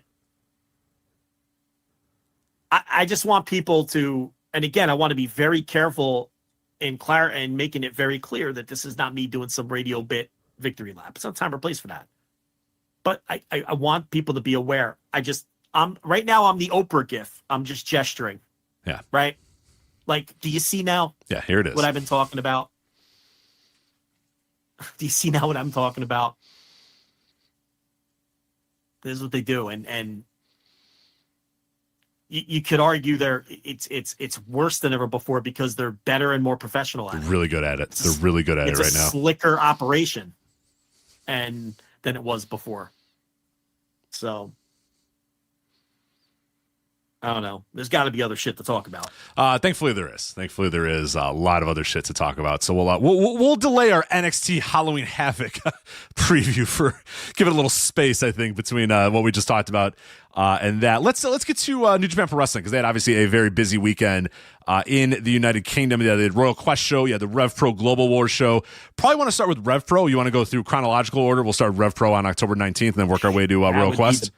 Best way to approach it, I think. Yeah, let's do that. So the main event of Global Wars UK, we talked about it last. I wrote Global Wars UK 2014 in our show notes. Nobody noticed that. 2024, I believe, was the year that show happened. Luke Jacobs defeated Tomohiro Ishii in the main event to retain the undisputed British heavyweight title. I thought this was a good match, but I think that these guys have had better, and I think that's kind of a theme that I had with Global Wars in totality. What do you think of Jacobs and Ishii? I thought good story, good match, but I do think these guys are a lot better than what we saw on this night, and they've had better matches as well, in my mind. I don't know. I think it was a different match than the other matches they've had. I thought it was paced differently than the previous two matches, but I don't know that I didn't think it was as good. I really liked it, and I think it was worked the right way for a world title match between these two guys, where one guy was trying to prove he could beat the other, and that guy happened to be the champion. So I think it was smart to work it at a different pace. I thought the back third of the match was phenomenal, and it's everything that makes Tomohiro Ishii one of the greatest workers of his generation, and it was a beautiful capper to this story. And I thought that, the fighting spirit power-ups and just the incredible lariats that he was hitting in this match. And then the finish I thought was great with the referee stopping it. Jacobs put him in like a rear naked choke or whatever. And Ishii just was done. Yeah. Like the pile driver kick out. I mean, I really thought it was a great match. I don't see it as the lesser of the three or not meeting the standard of the other two. I thought it went beautifully with the other matches that they've had, and I thought that it was. I'm glad that they didn't do the same match again with the same pacing, and I'm glad they mixed it up for what was a big world title match and the big Jacobs win. So no, I really thought it was a great match and one of the few highlights on what was kind of a nothing show. That's kind of my totality. Maybe I was just kind of beaten down by the show because I thought ultimately this was a bad show. And I've liked a lot of RevPro's output over the last couple of years, especially this year. I thought the RevPro output's been really, really good. This show was really boring. I thought a large amount of time that were just nothing is happening, nothing exciting is happening. It's weird because, at times they had a hot crowd, but it felt like the crowd was hot because they felt they had to be hot, but they weren't even really hot for the action. It was just we're just chanting things to chant. It's a very, very dull show in a lot of ways, and maybe that was the result of watching this at the end of a pretty dull show. But and let me be clear, I didn't think it was a bad match. I just thought that these guys have had really great matches before, and I don't know that I would call this one great. I would call this one good. I thought it was good, but I think it did a good job in establishing that Luke Jacobs has beaten this guy, and it wasn't just and making him pass out by referee's decision. I thought was a good move too, because it makes Luke Jacobs just look to me. Because some people think that referee's decision. We talked about this before on the show where.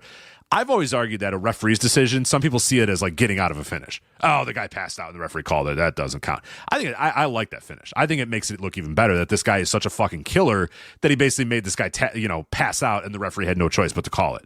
I kind of like that. I sometimes I prefer that over rocked. 1, 2, 3. The finish rocked. I don't understand that criticism at all. The story was he couldn't finish the guy off. Right, he kept trying, he kept dropping him on his head, dropping him on his head, Yeah. Kick out at 1, kick out at 2, kick out at 1, kick out at 2.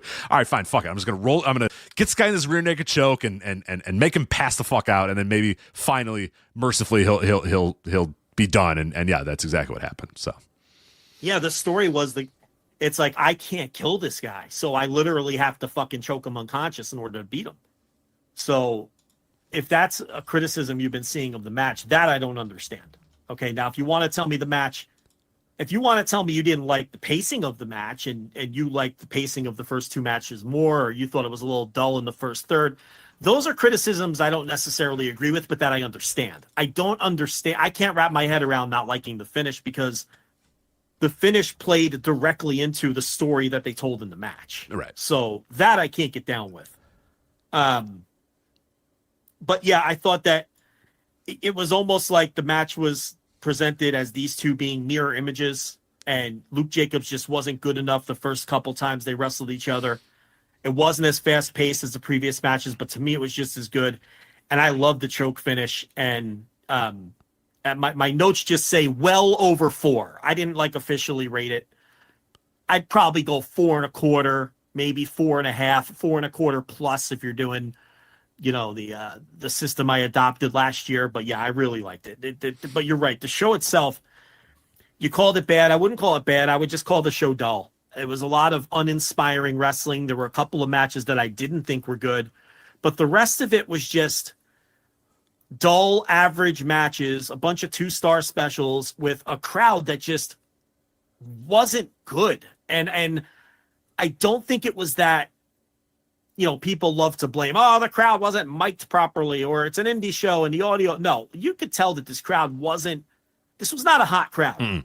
This crowd was hot for one match, Michael Oku and Ricky Knight Jr. And that's because, as we talk about all the time, Michael Oku he has phenomenal crowd connection in front of live crowds, particularly small rooms. Is that going to translate to AEW if he ever does end up going over there? I don't know. I really don't know. What I do know is Michael Oku, for as long as I've been watching him, wrestle in front of 20 people or wrestle in front of whatever the attendance was for this show. What'd they do, 1,000 or something? I don't even know. Yeah, I don't know if they announced it exactly, but yeah, probably around 1,000. Or 7, 8, 900, however many people were there.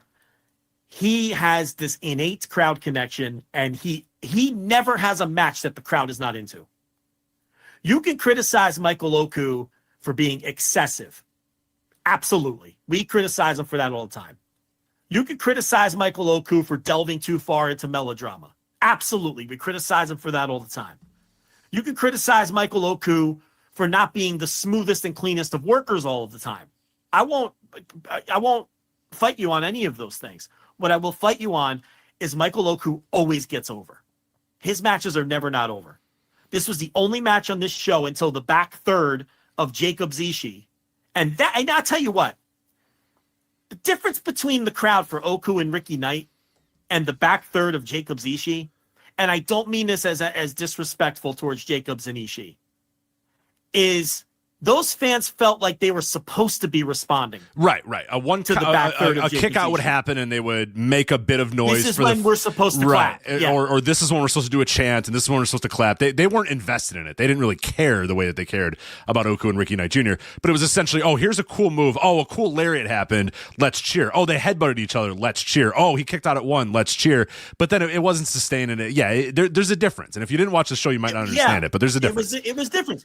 It was they're working hard and we like them and they're giving us a great performance, so we're going to respond. We should cheer. Yeah, we should cheer for them. And I don't mean that in a derivative, nasty way. I just mean it in that a lot of matches are like that. A lot of, but Oku Knight, they were emotionally invested in that match.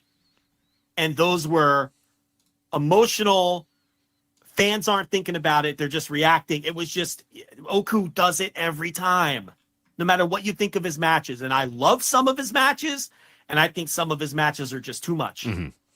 But from that aspect, they were the only match that sucked the crowd into their story and into the match itself on an emotional level. Okay? So that's what I'll say about that. The rest of the show, outside of those top two matches, man, they weren't even that hot for Zack Sabre Jr. No. And I thought he was going to get a hero's welcome. And he did not. And Now look, the matches did not give this crowd, a lot of reason to be losing their shit. But as I talk about all the time, I really do believe those things work hand in hand. I do.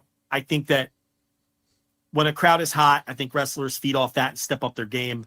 But to be fair, Rich, right off the bat, Will Cave and Cameron Kai, it's just a 2-star special. It was a nothing match. Yeah, it was nothing happening. And Will Caven does this. I get what he's going for. He's a shitbag heel, and he really achieves being unlikable. And the fans really were rooting for Kai, but it was a nothing match, very basic. And Cameron Kai, who we've been talking up, if people were first exposed to him here, it's like they must be thinking, what's the big deal? I assure you, he's been better than this. Right. He comes across like a green flippy-do guy in this match, and he's much green. more than that. Well, he is green. Yeah, he's green in that. He is green. He is green, and he is a flippy-do guy, but there's a lot there. I think there's a lot of potential there for sure. This was his least interesting performance I've ever seen. It was not great, yeah. And I wanted him to win this match because I feel like a run with that cruiserweight title will do him real good. I think he's still like 19 or something, and I love his upside. It's one of my favorite young wrestlers in the world, but and this just was nothing. I mean, they did the very basic match, and then they did Kai hit that wacky cutter gimmick from the apron on the outside, and the idea was Caven got his foot on the ropes, which saved his title. And then they kind of just went to the tombstone off the top rope finish, and he just beat him clean. As clean as a heel is going to win. It does kind of sound funny that you're talking about a tombstone from the top, and it's like, there's nothing happening. This is out of nowhere, though. It wasn't right, like... That's what I mean. It's like, because I agree. It was like, that's a hell of a finish. And that's a hell of a way to put someone away, but it's like, nothing was happening. It was a long match, too. It was like 10 minutes long or whatever. And then all of a sudden, this guy hits a top rope tombstone, and that's what the win is. But it just seems unfathomable to say, Well, then he hit the top rope tombstone, and it was over. Yeah, no, I agree. It's just so funny. It's like, hit the top rope tombstone and then won the match. It's like, oh my God, what a move. But it wasn't. In the context of this match, it wasn't. He got him up there and he hit it, and it's just, and it was kind of lifeless. And then Hiromu and Teton versus Callum Newman and JJ Gale. Callum Newman and JJ Gale teaming again for the first time in a long time, and the crowd was into the entrances and everything. But you just got the sense the New Japan guys weren't in the mood to, work super hard here, and they just went through the motions and had, again, I don't know, like a 2.5-star match. Very uninspiring. Teton scores the fall over JJ Gale. And it was really just, to set up Charlie Sterling coming out to attack JJ Gale afterwards and set up a feud for, Gale and Sterling down the line in RevPro, with a special guest come in and beat the guy, and then he gets beat up by one of the guys in the, and they set up a feud. I mean, that's what it was. But these 4 guys are capable of having a super high-end match, and they didn't. Right.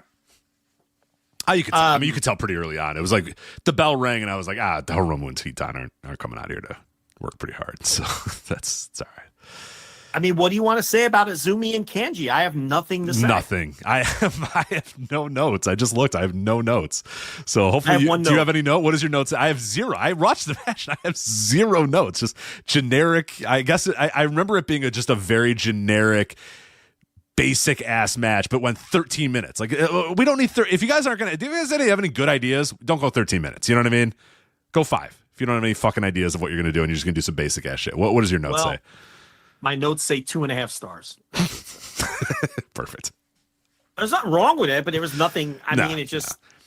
But we're like an hour into the show at this point, by the way. These 3 matches, we're like an hour in. This is a 4-hour plus show, and we're an hour in now, and it's like nothing's happening. So Hiromu, Leon Slater, and Zozaya over Connor Mills, Gabe Kidd, and Jay Joshua.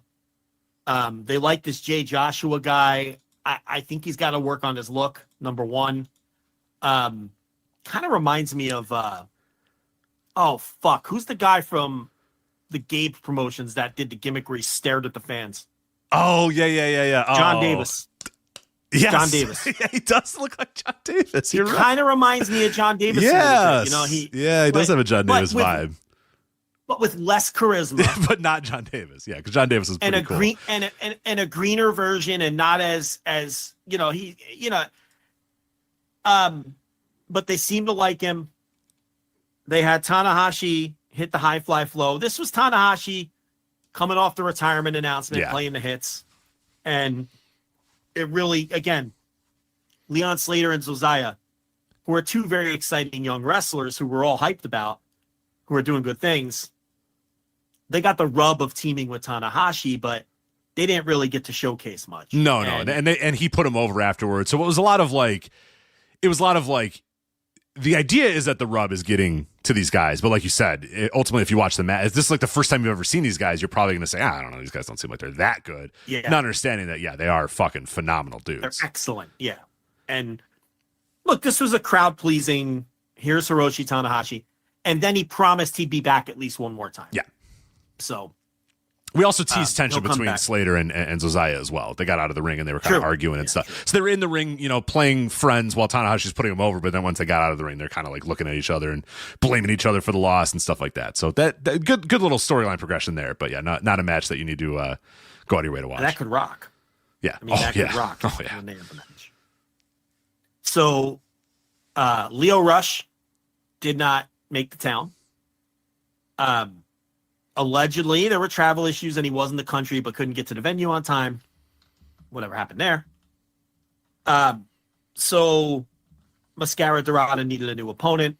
Luckily, New Japan was in town for this double shot, and they brought in Yota Tsuji, who, of course, did the majority of a big chunk of his excursion here and everything. So we had Yota Tsuji versus Mascara Dorada, impromptu, which, all right, that sounds interesting. It wasn't interesting. It was not interesting at all. I know when they dull as dirt. Because I didn't know. I actually watched this part unspoiled, and when Yota Tsuji came out, I was like, "That's a hell of a matchup." I mean, what other time are you? I mean, that's a really cool, random ass matchup. You got Yota Tsuji, one of the bright young stars of New Japan Pro Wrestling, one of the bright stars, young stars of CMLL and Masquerade Dorada. Like, here we go. This is going to be pretty interesting. And 13 minutes later, it wasn't interesting at all, Joe. They just kind of wrestled a basic as fuck match, and then it was over. And I went, okay, well, that was not very interesting at all. What the hell was that? I mean, Tsuji just dominated him. Yeah. I mean, I felt like he didn't give him anything. I was waiting for the big comeback. I was waiting because the way the match was worked was just Yota just beating on him and beating on him and beating on him and beating. It was like a 2008 Rey Mysterio match, like Mark Henry versus Rey Mysterio. And you're thinking, all right, at some point, Eddie's beating on him and he's beating on him, he's beating on him, he's beating on him, and then he just hits a move and pins him. And I'm like, oh, okay, I guess, all right, cool. Yeah, that was very strange match. Very strange match. Very strange. I think it was Leighton Buzzard on commentary with. It was Leighton Buzzard, and who was the other guy? Because it was not. I don't know. I don't remember the other guy's name, but Leighton Buzzard talking about how this was a banger, and I'm like, look, I know you got a job to do, buddy, but you're going to kill your credibility here. Yeah, this was not. That and good. Why is Leighton Buzzard not on this show? Get him on the. Is he hurt or something? Is he hurt? I think he's hurt. Oh, is he hurt? No, all right. Well, fine. I think he's hurt, and he's not even dyeing his hair anymore because they did a stand-up of those guys before the show started, the announcers. And he he is hurt. I apologize. He hasn't wrestled since March. So yeah, and he has like dark hair now too. He used to do the platinum blonde. Yeah. When he was in Big Japan and stuff like that too. But now he's just. I guess he's hurt and they're giving him work because he wasn't bad on commentary. No, he was pretty good. Fine. He was pretty good. Yeah. I really like. I like Andy and I like Gideon Gray. Sometimes their commentary is really bad. It's a lot. I like. Oh, and by the way, hold on a minute. Whoever told you that RevPro's production is better was lying. That person was a liar. This was no better. I didn't see any improvements. I didn't see any improvements. Like shit, and I was still watching through a potato. So I was still watching through a potato. What a microphone Saturday dude. Yeah. Like, what I was gonna say was. I will say the commentary sounded good. The commentary sounded good. Yeah. Usually the commentary would be very loud, but yeah. The ring announcer girl. The next bitchy. Everybody has a mic and they start talking. You can't hear anything. The PA is it's awful. Yeah. I guess you're right. The PA used to be awful and the commentary was awful. Now only one of them is awful. So I guess that's fine. The problem with the commentary has usually been Quilden can't stop screaming because he's a promoter and he's trying to get his stories over and he just yells at her. He just yells all the time. Yeah. He blows it out. He blows out the mic constantly. Yeah. what's Steve Carell's gimmick in Anchorman? He's Brick Tamden. What's the character? Brick something. He's just always screaming, right? And then Gideon Gray has a very thick accent. Oh yeah. So when they're doing commentary, the one guy's screaming, and Gideon Gray has this thing, and it sounds like what you're talking about. You can't understand what the fuck is that. This commentary, you can at least understand what the guys were saying. You could, yeah. The picture, though, wasn't any kind No, we're still watching through a potato, so I don't know what people are talking about. So. They have a growly ring announcer working with a horrible PA system that doesn't help. So, she's grating. It's funny because a lot of the New Japan fans who watch Global Wars, obviously, who don't watch RevPro and have never been exposed to her, and I don't know her name. Her name's escaping me. Awful. They were killing her in She's the Discord. so bad. And she's not good, but it's like, from watching RevPro all the time, I don't really think about her anymore. No, I think it's Francesca Oliver, I believe is her name. That's Francesca it. Oliver, yeah. That's it. And the next contest. Yeah. It's bad. Just screaming. And, stop yelling. Why are you yelling? Stop growling and yelling. But the New Japan fans were like, this ring announcer fucking stinks. Yeah. And it's like their first exposure to her because she did Global Wars. And one of my critiques, I guess I'll save it. But one of my big critiques of Global Wars is going to be it felt like a RevPro show. It didn't feel like a New Japan show. I agree. We had the RevPro ring announcer and all the RevPro. It just felt like a. But anyway, what were you talking about? Oh, Yota Tsuji and Dora. All right, so next match, Sabre Jr. and Robbie X. Robbie X obviously was part of the big angle the next night. He's the newest member of Bullet Club. He's the partner of Taiji Ishimori for the Super Junior Tag League. I say it all the time. I feel like Robbie X is one of the most underrated wrestlers, especially if you're just talking junior wrestlers in the world. He just isn't all that charismatic and doesn't have a very good look. I once comically suggested that he should maybe work under a mask until someone informed me that he used to work under a mask and now he doesn't anymore. I didn't know that. Like early in his career, he did work under a mask. But look, he's going to work as, part of Bullet Club and team with Ishimori. And I think that he is of a working standard of a New Japan tour. I don't have any doubt of that. But we'll see if his charisma, if he can show any kind of charisma and if he can get over with the fans there. But his last match before he turned was here against Zack Sabre Jr., a showcase for Zack. And again, I didn't feel like he was especially over coming home as this conquering hero. Did you? Not really. Yeah, we'll talk about Royal Quest and the attendance as well, because he wasn't over to the ticket buying audience either. But yeah, it was like he got a nice pop. He got a nice pop, but yeah, it didn't feel like the fans truly believed one of our own has gone to New Japan and won the top prize, and now he's back here. I thought it was going to be this just gigantic homecoming, and just they were going to throw streamers and just go nuts, and they wouldn't let him have any. He couldn't work without everybody chanting and screaming. And it's like he came out and they cheered and they threw a little bit of streamers and they went yeah, and then the match started. And then it was just like any other Zack Sabre Jr. match you've ever seen. It wasn't like Zack Sabre Jr. is coming home now as the IWGP World Heavyweight Champion. They just didn't really buy it as much as I kind of thought or figured they were going to buy it. Maybe it was the weirdness of him coming and facing Robbie X in the middle of the show. Maybe that felt a little weird to them, but yeah, it was strange. I expected him to have like this just unbelievable homecoming, and it was just mundane. It was just fine. It was a Zack Sabre Jr. mid-card match. Yeah. I mean, it was the best worked match of the show to this point by far. I will say that. The work was on a different level than everything that came before it. I do want to say this though. I love the venue they were in, and I love that Doncaster Dome, the Doncaster Dome. Yeah, and I love that the camera was pointing at a full, vibrant section of bleachers as opposed to a fucking stage. Stop pointing your hard cam at these fucking stages. Point them at the fucking fans, okay? Especially when you have a lot of fans there, like this show did. Especially, the side that they chose to point the cameras at, which were those high-rising bleachers. So this looked like a major league show from that standpoint. Because it was like, oh, there's a lot of people there. Now, around the ring, that was the only side that there were bleachers, from what I could tell. It was typical rows of seats on the other three sides, and then the stage on the fourth side. But because they pointed the camera at the bleachers where there were lots of fans, it made the show feel big. So I did want to mention that, and I forgot to mention that at the top. The next match was Mina Shirakawa versus Lizzie Evo. Rich, I think they're still wrestling. God, I think they're still wrestling. Okay. Cage Match has this at 14-13. That's bullshit. No fucking way. This was 34-14. Well, if that. No matter fucking way it was 14 minutes long. No way. No matter how long it was not good. Oh my God, was this bad? Listen, I don't know. I'm gonna lay low. I pick on the Joshi a lot. When am I going to be impressed with one of these Joshi? I mean, am I off base here? This is not a great night for the Joshi in the RevPro. Now Lizzie Evo, all right, not exactly one half of the Jumping Bomb Angels, I'll grant you. So you're not in there with some super worker. I understand that. Mina Shirakawa, she has. I'm going to do the Meltzer meme. She's got incredible charisma, and I mean that. I think Meltzer, when he said that she has incredible live show charisma, I really think he meant that. I don't think he was covering up a horny tweet like a lot of people thought he was. Oh, no. I think he just saw her live.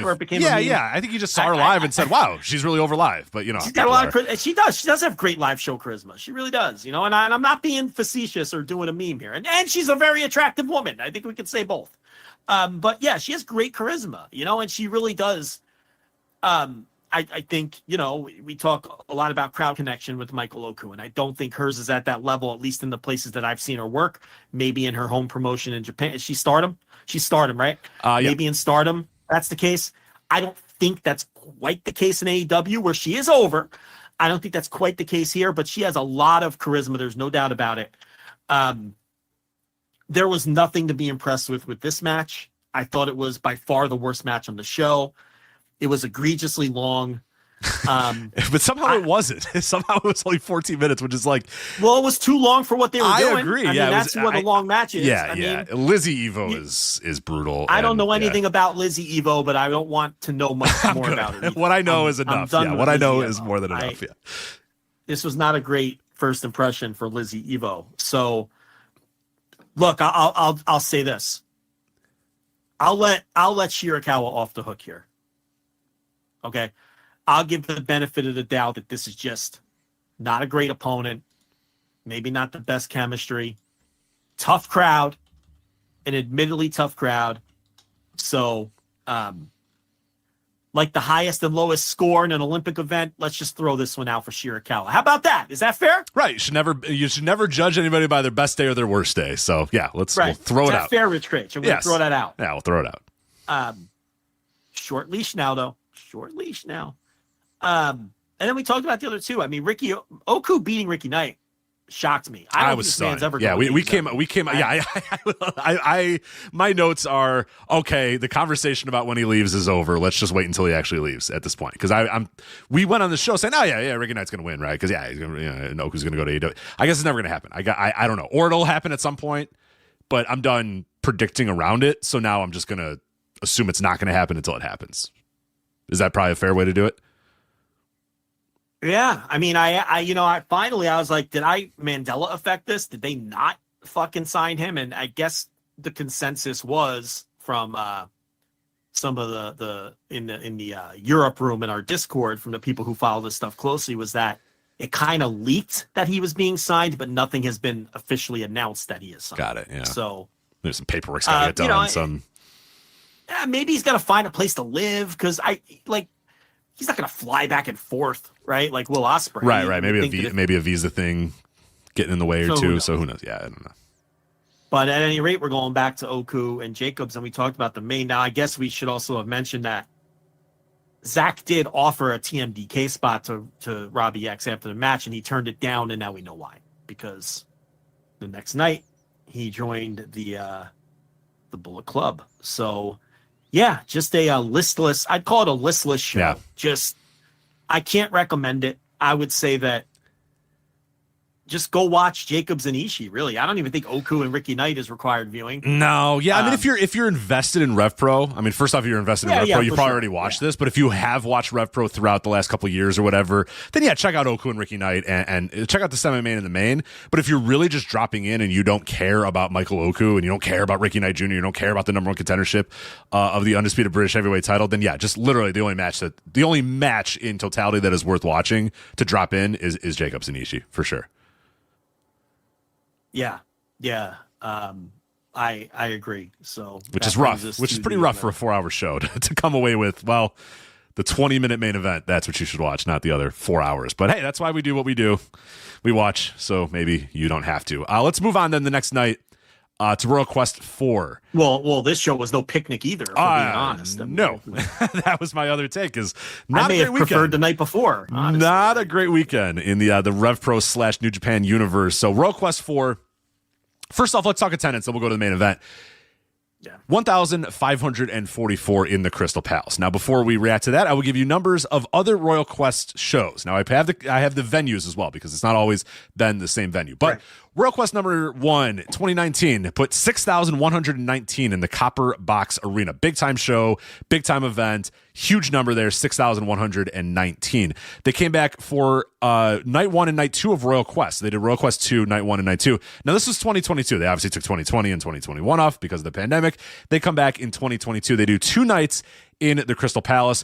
Night 1 in the Crystal Palace does 2,137. Now, mind you, this is the exact same venue that Royal Quest happened at. Again, 1,544 this year to night 1 of 2022, 2,137. Night 2 of Royal Quest 2 back in 2022, 1,966. So both those numbers blew away what they did for the Royal Quest from last weekend. Now, Royal Quest 3, back to the Copper Box Arena, 2023, 3,191. So again, a very good number. Now, half of what they did in 2019, but still a pretty decent number in the Copper Box Arena, 3,191. Now we go to this year, 1,544 in the Crystal Palace with Zack Sabre Jr. as your IWGP World Heavyweight Champion on the marquee. Now, to be fair, he hasn't been champion, but a week or so. So a lot of late tickets would have to come, but he was still announced as being in the main event against Sonata, and anybody who could put 2 and 2 together pretty much figured that he was probably going to win the World Heavyweight title, but still, I don't know. What do you make of that rate, that attendance figure? Because that's not great. 1,544 with Zack Sabre Jr. in the main event is rough. That's not a great look. It stinks. You could see why they went back to the Crystal Palace, because the number they did last time in the Copper Box was cut in half from the first time they came to the Copper Box. And the last time they were here, they did a combined 4,000 across 2 shows. So, no, there's no way to spin this. This wasn't a good number. So, I get the sense that these were shows promoted by RevPro. Even this one. I don't know this for a fact. I feel like RevPro is probably the local promoter on this, and are the local promoters for these Royal Quest shows. So, it might be that it's RevPro that's taking the bath here and not New Japan. I don't know the answer to that, but it just seems that way, especially when they're using the RevPro ring announcer and the show is streaming on RevPro's streaming service, as a dual stream with New Japan World. And you just get the sense that, kind of like when New Japan first came to America in 2011, and it was Fat Frank in New Jersey who was the local promoter for the New Japan swing that they did. And I think they did ECW Arena, and they did maybe they might have did Rolway Rec Center. I don't remember what the other venues were. Fat Frank. Yeah, Fat Frank, who passed away. But that's just what people called him. I'm not being disrespectful. No, I know. It's just perfect. Because of course, the East Coast wrestling promoter would be called Fat Frank. Yeah. Yeah, I mean, he was, he well known in the area. I mean, I remember we'd go to WWF shows at the Meadowlands and hang out in the back to harass the wrestlers getting in the cars and stuff. And he'd always be back there with his flyers, handing them out for whatever. This is way before Jersey All Pro. This was years before, because obviously Jersey All Pro became, a pretty significant indie for a while there. But he was promoting shows long before that. He had a promotion called East Coast Wrestling Alliance or something like that, which is where I first saw Devon Dudley when he was working locally as the A-Train, not to be confused with Matt Bloom. Yeah, not Albert. Not Albert, but one of Devon Dudley's early gimmicks was he called himself A-Train, and he worked for Fat Frank. Again, pre-Jersey All-Pro. He would use a lot of the ECW guys like JT Smith and Little Guido, and some of the a lot of the Philly-based local ECW guys he would use, and he would book his shows out of the Lake Hiawatha, that little Lake Hiawatha building that Gino Caruso's training school would. And Gino Caruso would run his. I think Gino Caruso's promotion is still going, and they would always have local access TV in New Jersey. So yeah, Fat Frank would promote out of Gino Caruso's building in Lake Hiawatha, and I would go to a lot of those shows. This was years before Jersey All Pro, when he was booking Samoa Joe and Low Key and Right.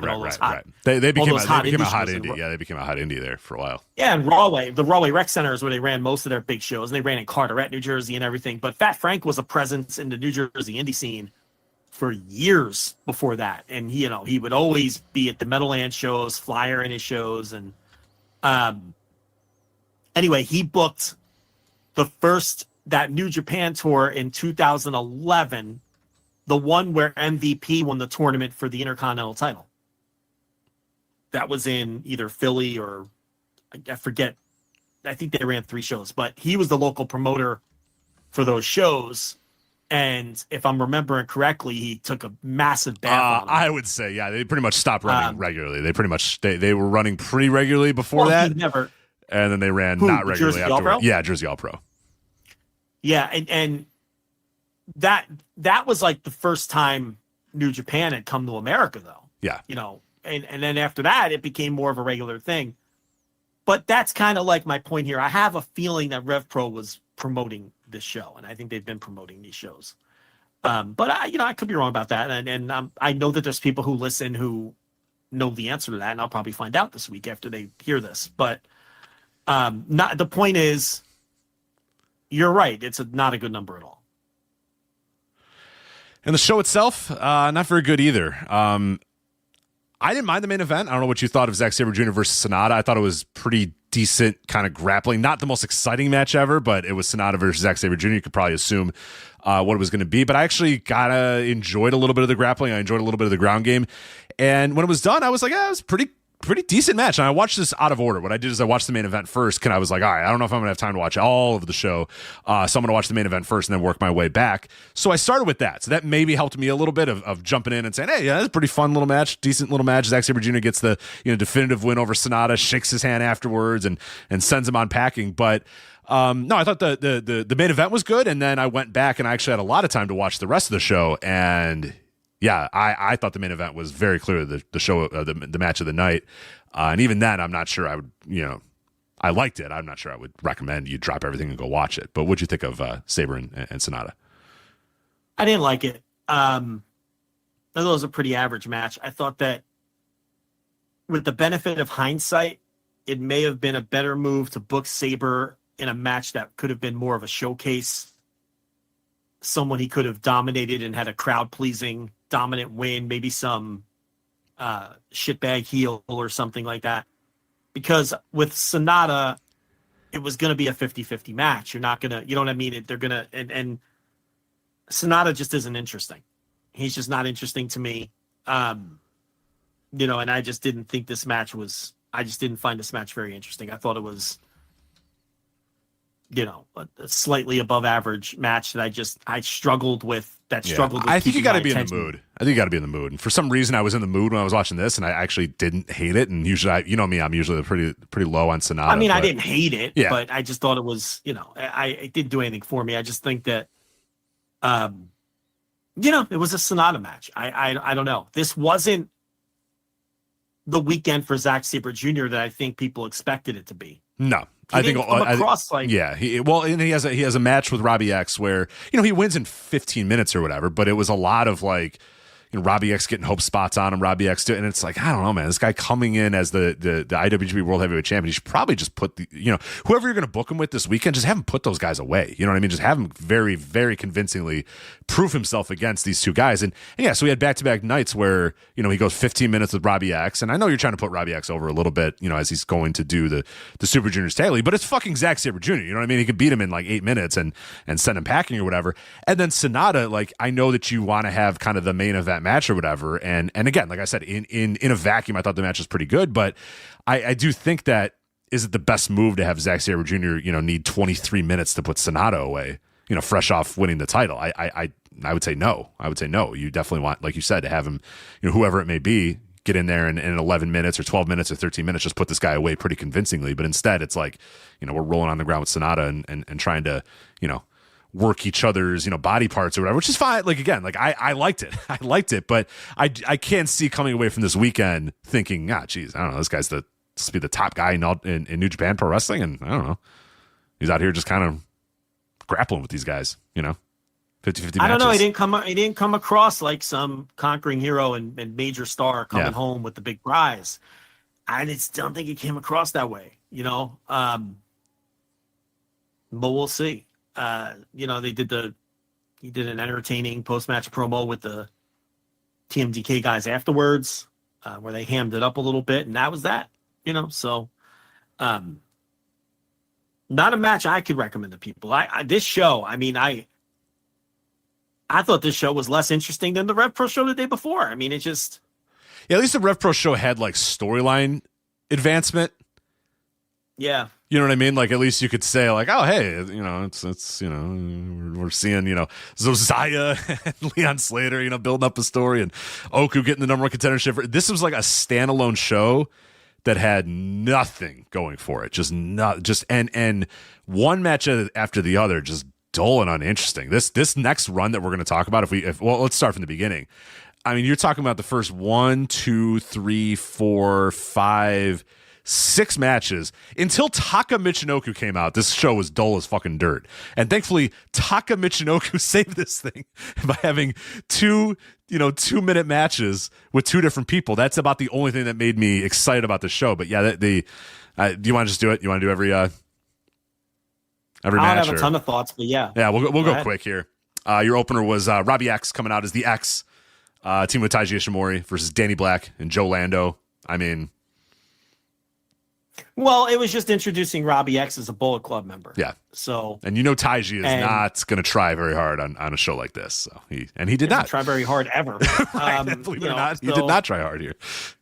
It's it was an introduction of him, and they'll go to the tournament and they have a chance to win it. I mean, I'm sure they're going to push them as a team in the tournament. So we'll see how that goes. They'll be in the mix.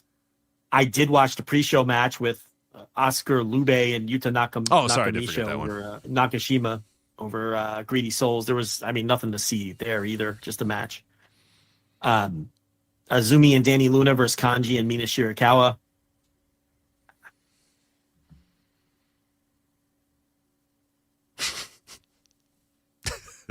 Nothing. Azumi and Danny Luna pick up the dub. They did pick up the dub. Big dub for them.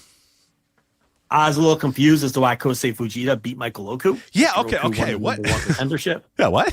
What happened there? Well, I get it's 2 different promotions. I get that. But you would think that RevPro would step in and say, hey, listen. This is our fans. This is our fan base watching this show. Our fans, we just made him our number 1 contender. Last night. Last night. A lot of the same people. Beat somebody else here. Can we beat someone else in this spot? I don't know. Maybe it's just me. Can we offer you? Yeah, any number of guys on that roster probably could have lost this. But what are your thoughts? We never talked about Fujita. Where are you at with Kosei Fujita? Do you see him as a guy, or do you see him as like just? He's fine as a utility junior. He's utility. Yeah, he's a utility guy. Big future there with him. I don't think He's a guy. He's a lowercase guy, a lowercase G guy. He's not a uppercase G guy. I have no strong thoughts on him. I think he's fine. But yeah, he's not anybody that I'm like, you're gonna main event a Wrestle Kingdom with this guy at some point. There's no chance. again, the commentary going on about how he's the hottest young junior to come out of Japan in years. I mean, That's I bad. get you have a job to do, but you got to calm down. That would be really bad. There's some things you say that are that credibility hurt. That would be a horrible scene. That would be an awful scene if Kosei Fujita is the best junior to come out of Japan in a while. But maybe. And I understand the job, but there's ways to put guys over without walking up to the line of hurting your credibility as an announcer. That's all. Because nobody's buying that. But Yota Tsuji against Dan Maloney, again, Tsuji did not have a good weekend. Just a bad. I mean, there's nothing wrong with any of these matches, okay? But there's also none of them had any life. Nothing's happening. Or vigor. Nothing's just happening. These shows are just droning on. I have no notes about any of these matches. I mean, I have like one line about each of these matches. Pretty much. It's just bell ring, guys. Yeah. Yota Tsuji and Drilla Maloney. I mean, this was like offensively boring. You know what I mean? I was just like, get out of the ring. We're doing the 10-minute. We did the 10-minute call, and I'm like, what? You guys have done nothing. Get out of the fucking ring. What are you doing? And speaking of that, Jesus Christ, the next match. Same thing. Shooter and Shota Umino and Callum Newman going 16:44 and not doing one fucking interesting thing the entire time. Like, what are you doing? Get out of my ring. Get off my TV. Do something interesting, please. Shooter, man. Shooter's having a bad run here, man. I wish I wouldn't have gotten off because I was, I was very much on the Shooter's over is a dud. This isn't going to work. He's still playing pro wrestler, and I got off of it briefly, and I'm ashamed that I did that because then I could be really doing a victory lap right now. But they got to figure something out with this guy. All the things that we criticized this guy about 2, 3, 4 years ago are all still there. He just doesn't have. He's playing pro wrestler in the most. It's like this guy is doing this because this is his job and this is what he does. You know what I mean? It's not like this guy. Some other wrestlers. If you're going to become a successful, great pro wrestler, this has to be your fucking thing. You know what I mean? This has to be what you do. Hiroshi Tanahashi is a pro wrestler. At no point is Hiroshi Tanahashi playing pro wrestler. This is his life. This is what he does. You know what I mean? This is a guy was bringing up Kento Miyahara. I mean, does Kento Miyahara love this shit or what? He was put on this earth to be a professional wrestler. Shota Umino is this is my job right now, so I'm a pro wrestler. And there's a big difference, a huge difference, and it comes across in everything that he does. And yeah, it's they got a problem on their hands here because this guy is not progressing, and he's regressing in a lot of ways too. There was certain points last year where you started to see, okay, maybe we're getting here. This guy's nothing. There's nothing there, and they think that there's something there, and they're gonna push him like there's something there. I don't know, man. Where was Gabe Kidd on this show? He worked the RevPro show. He did work the RevPro show, but he wasn't on this one. Yeah, he wasn't on this one. It's weird. They did the angle with Finley and Taka. Finally, some juice. How great was this little 5-minute thing here? Yeah, I mean, the crowd was into it too. So Finley basically did the deal where he's like, I'm not lowering myself to wrestle Taka Michinoku. So he had a match with Gato instead. And he beat him in short order. Crowd was into it. And then Finley gets in there with the softened up Taka Michinoku. It's good. This is good. This is pro wrestling, man. This was so because Taka's like, he comes out for his, dumb little match, and then David Finlay's like, I'm not gonna. You can face Gato if you want or whatever. And then Gato's like, come on, Taka, let's go. And then Taka beats him. You know what I mean? Taka has a good little match, and the fans are like, Taka Michinoku. And then Finley goes, all right, fine, I'll take on Taka, and just beats him in a minute. You know what I mean? And you don't even have any hope spots. You don't even have Taka doing he just beat him. He just beat his ass. 1, 2, 3. And it's like, oh my God, wrestling could be so fun and so simple. After 2.5 hours of just boring, long, plodding matches, it was so fun to have the problem though is all these men are in their 50s except for David Finlay. It's like these old guys that came up in a different era understand, hey, let's just go out there and be over the top and be, boisterous and be let's go. Gato and Taka are like the highlights of this fucking show. That's not good, right? With all the talent that's on the show, I should not be saying that Taka Michinoku and Gato are like two of the guys that really got, but they did. They went out there and it was a lot of fun. The crowd got invested and they were very, you know, Gato was being Gato in all the Gato ways. Taka was being this uber babyface or whatever. And David Finlay played a great heel as well. Finally saying, all right, you softened him up. All right, I'll beat him. And they didn't overthink this. They didn't go 11 minutes. David Finlay just beat his ass and pinned him in a minute. That's how you should do it. That's how it's done. You know what I mean? Like simple shit. You just get the sense that Gato saw this angle on some Memphis tape or something. Absolutely, yeah. And this was his chance, you know. But Gato and Taka Michinoku, I mean, let's be honest. They're at the end of the line. But if there were 25 wrestlers on this show, they're going to have better careers than 22 of them. I mean, let's be honest. These are great pro wrestlers, Gato and Taka Michinoku. So, I'm not surprised that they were able to win over the crowd and do something interesting on a show where nothing else was very interesting to that point.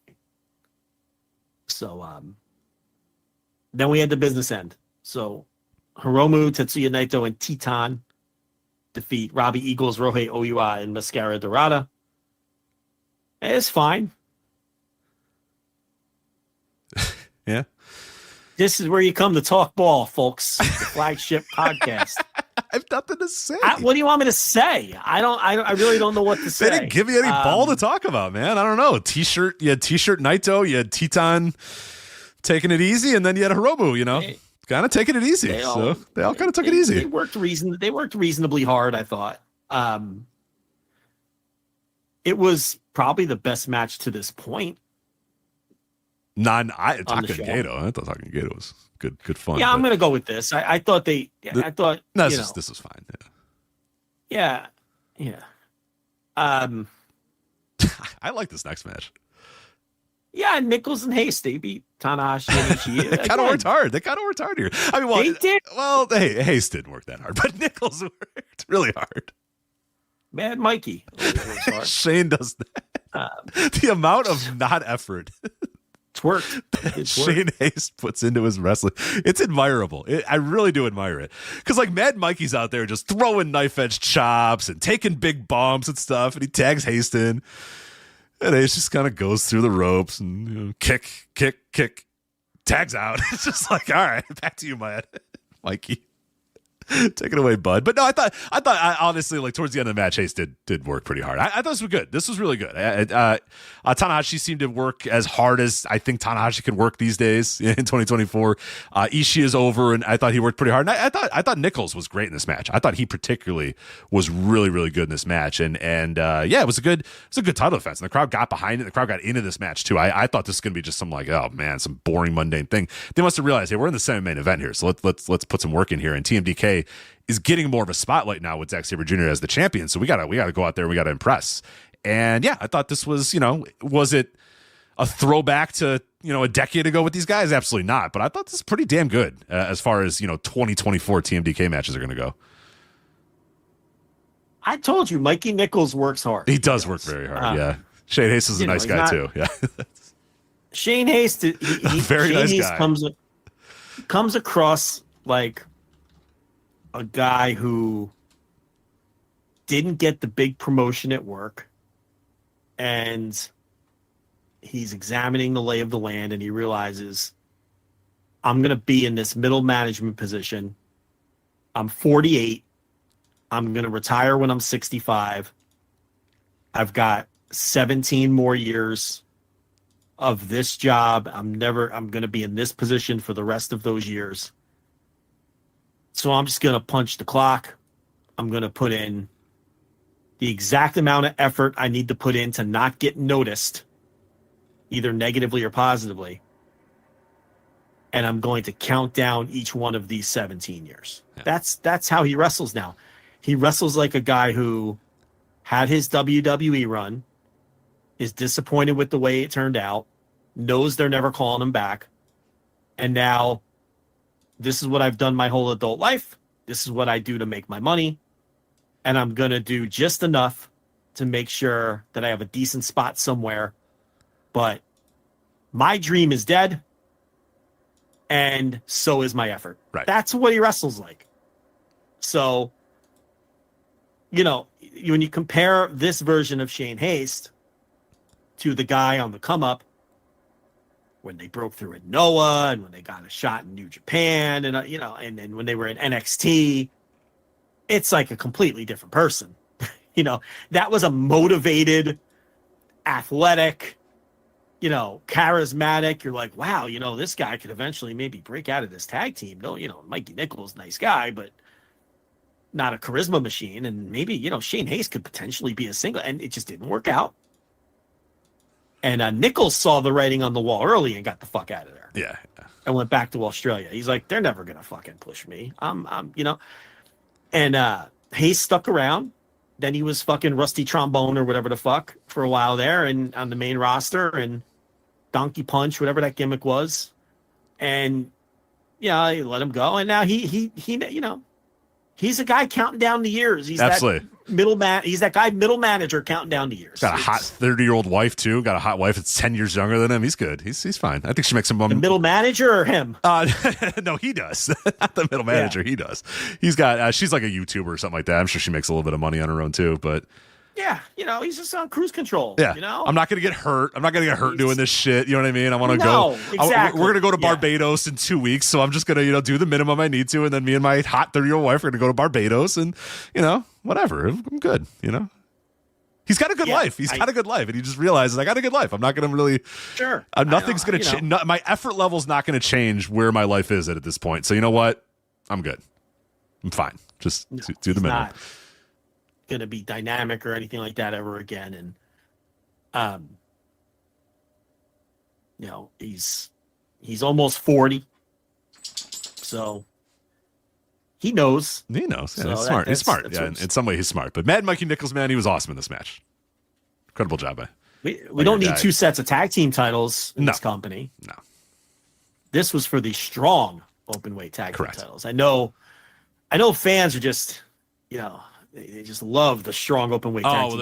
They're always bringing up their favorite, talking about them. Yeah, their favorite and least favorite. Yeah, the booking, the future booking of the New Japan Strong. Who's your favorite? And just off the top of your head, you don't have to really think about it too much. Who's your favorite New Japan Strong, all caps, openweight tag team champions of all time? All my favorite teams. Yeah. It's so hard to pick, Rich. I honestly couldn't narrow it down to one title reign. Let's go with Hikuleo and El Phantasmo. You like the duo. You like the Gorillas of Destiny. I don't like anything Hikuleo has ever done. Maybe that's not then. true. Okay. I think that maybe it's the completely anonymous Motor City Machine Gun run that no one even knew was happening. Yeah, I'm looking at that right now. And did that happen? That was a thing? Yeah, you don't remember that? We used to meme it up because nobody knew. I don't remember that. No, I don't remember it happening, and I don't remember us making fun of it either. No, they'd have shows, and we'd be like, you'd always do this. You'd say they are the strong open way. I'm like, yeah, Motor City Machine Gun. They've held them half a year, Rich. Where have you been? And they just, as I'm previewing, this show here, it's like Stray Dog Army, Barrett Brown and Mysterioso. They're defending against Mysterioso, and I think every time I was just like, the Motor City Machine Guns are the New Japan Strong openweight, and they're facing who else? The West Coast Wrecking Crew, Jarrell Nelson, Royce Isaacs. All right. Also on Battle in the Valley or whatever. It's just the same. Yeah, I was like, okay, great. Cool. Alex Kozlov era of New Japan Strong. Yeah, when they had the TV show. Yeah. Or the internet show, whatever. Right. That was when they held it. When, the Barrett Brown era of New Japan Strong. I don't know. These titles don't need to exist. It's just so silly. Someone on the chat room, without thinking, who are your IWGP tag team champions right now? This person says they don't know. Do you know, Joe? Off to your top of your head. It's Mikey Nichols and Shane Haste. They hold all the titles. Right, they hold both. It's so ridiculous. What are we doing? My point. Right. You don't need two sets of titles. It's so weird. They did the unification match, or we called it the unification. I remember when we were previewing that show, it was Dominion, and both the titles were on the line. It was a winner-take-all for the Strong and the IWGP World Heavyweight title. And we said, all right, it's not announced as a unification match. For lack of a better term, though, it's clearly a unification match, because why would you have both sets of champions in a winner-take-all four-way tornado tag match, right? And TMDK won. and they carried both the titles back, and we were like, oh, okay, well, that's probably going to be. And we reviewed the show. I remember we talked about it, and now they're just defending both sets of titles. It's like, no, that's not what you do. You don't need these. So that's to answer the listener's question. TMDK, Myad, Mikey Nichols, and Shane Haste are your IWGP World Tag Team Champions, as well as your New Japan Strong Openweight Tag Team Champions as well, defending them separately. The New Japan Strong branding just shouldn't exist. It's done. I don't understand. It's done. Just call them New Japan shows. Okay? Get rid of the New Japan. You want to have a New Japan Strong singles champion. All right, you want to have a champion for the American shows. That's fine. We don't need tag team champions. We don't need a women's champion. We don't need all these secondary New Japan Strong titles, okay? And we don't need the branding. I feel like by calling the American shows New Japan Strong, it's giving it a stigma of being like a developmental or a secondary, like not a real New Japan show. Oh, New Japan Strong is coming. It's not. Oh, that's not New Japan. We're going to get Royce Isaacs. Right. You know what I mean? We're getting Jarrell Nelson. Oh, it's Strong with the all caps. That means Jarrell Nelson's going to be there. Yeah. And Exactly. Just right. Call it New Japan and let people like that's. It seems like better marketing to just call them New Japan shows. Once you put Strong on it, to me, that's telling people it's a lesser product. You're getting a sub brand, is what you're telling people. Why do that? Just tell people New Japan's coming. So I just don't understand the Strong branding. I don't know why they feel it's some kind of advantage. Is this some kind of tax dodge? Is it for so New Japan? Oh, you're right. Oh, okay. All right. I'm listening. All right. You're picking up what I'm laying down. Is it so you can say it's a separate company, right? To keep the finances separate. A little loss leader. Quote, a little bit of a loss leader here. Yeah. Look, quote unquote, keep. But what's it a loss leader for? I guess it's not a loss leader for anything. Yeah. I guess it's just a write off. Or is it just a flat out write off? Or is it?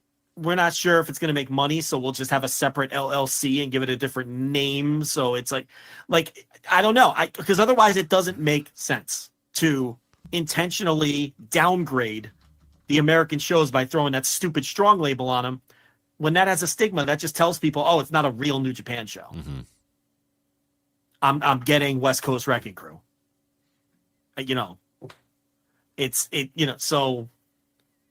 No offense to those guys, but I could do without them. I've had enough of Jarrell Nelson. I've seen a lot. I liked them 3 years ago, but I'm good. I'm good on Jarrell Nelson. They just encapsulate everything that's New Japan Strong. Because you watch New Japan Strong in a warehouse, and it's like West Coast Wrecking Crew. You're like, Here oh they come. God, yeah, damn it! It's just the same. I'm in a time loop. It's just I'm watching this dark New Japan Strong show, and there's fucking Jarrell Nelson and Royce Isaacs. They're just the perfect representation of the New Japan Strong brand. Is those two guys? Seriously, if New Japan is coming to Chicago, you go, all right, what are we gonna? If New Japan Strong, is I know what Chicago, I'm gonna get. Yeah, you know you're not going. You're not gonna go. No, probably not. Okay, just don't call it that. Just stop calling it that. I don't. Someone needs to explain to me why they think that's a pie. I mean, is this just Rocky Romero? Like, I don't know. Got to be some sleazy tax dodge or something. But that's the show. We talked about Sabre and Sonata.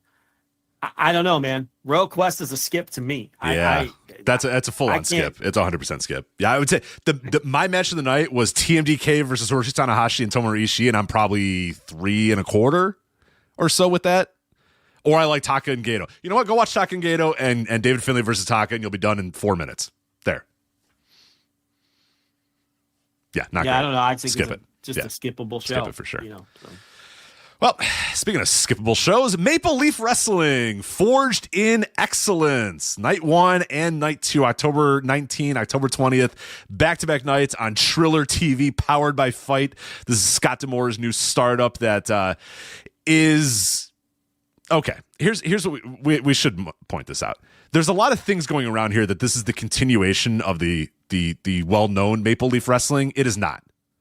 It is not that at all. The old school, long-standing, the Tunnies. This is not what I don't know what's going on here, because they're even saying that too.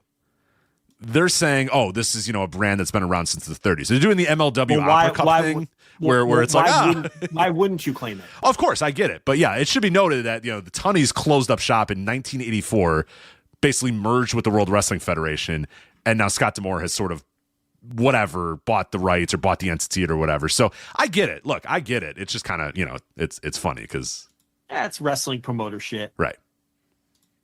The problem is Cage Match is saying that it's the same thing, and I don't like that. Cage Match always does that. I'm a bit of a nerd for that, and I don't like it. There's other examples of Cage Match doing that, though, when the promoter claims they're reviving some old brand or something. They tend to go along with that. I agree, though. It's the word going around is that D'Amore owns the copyrights and the footage of the old Maple Leaf Wrestling. I don't know whether that's true or not. So from that standpoint, if he wants to claim this is the same thing, I guess he's within his rights to do that.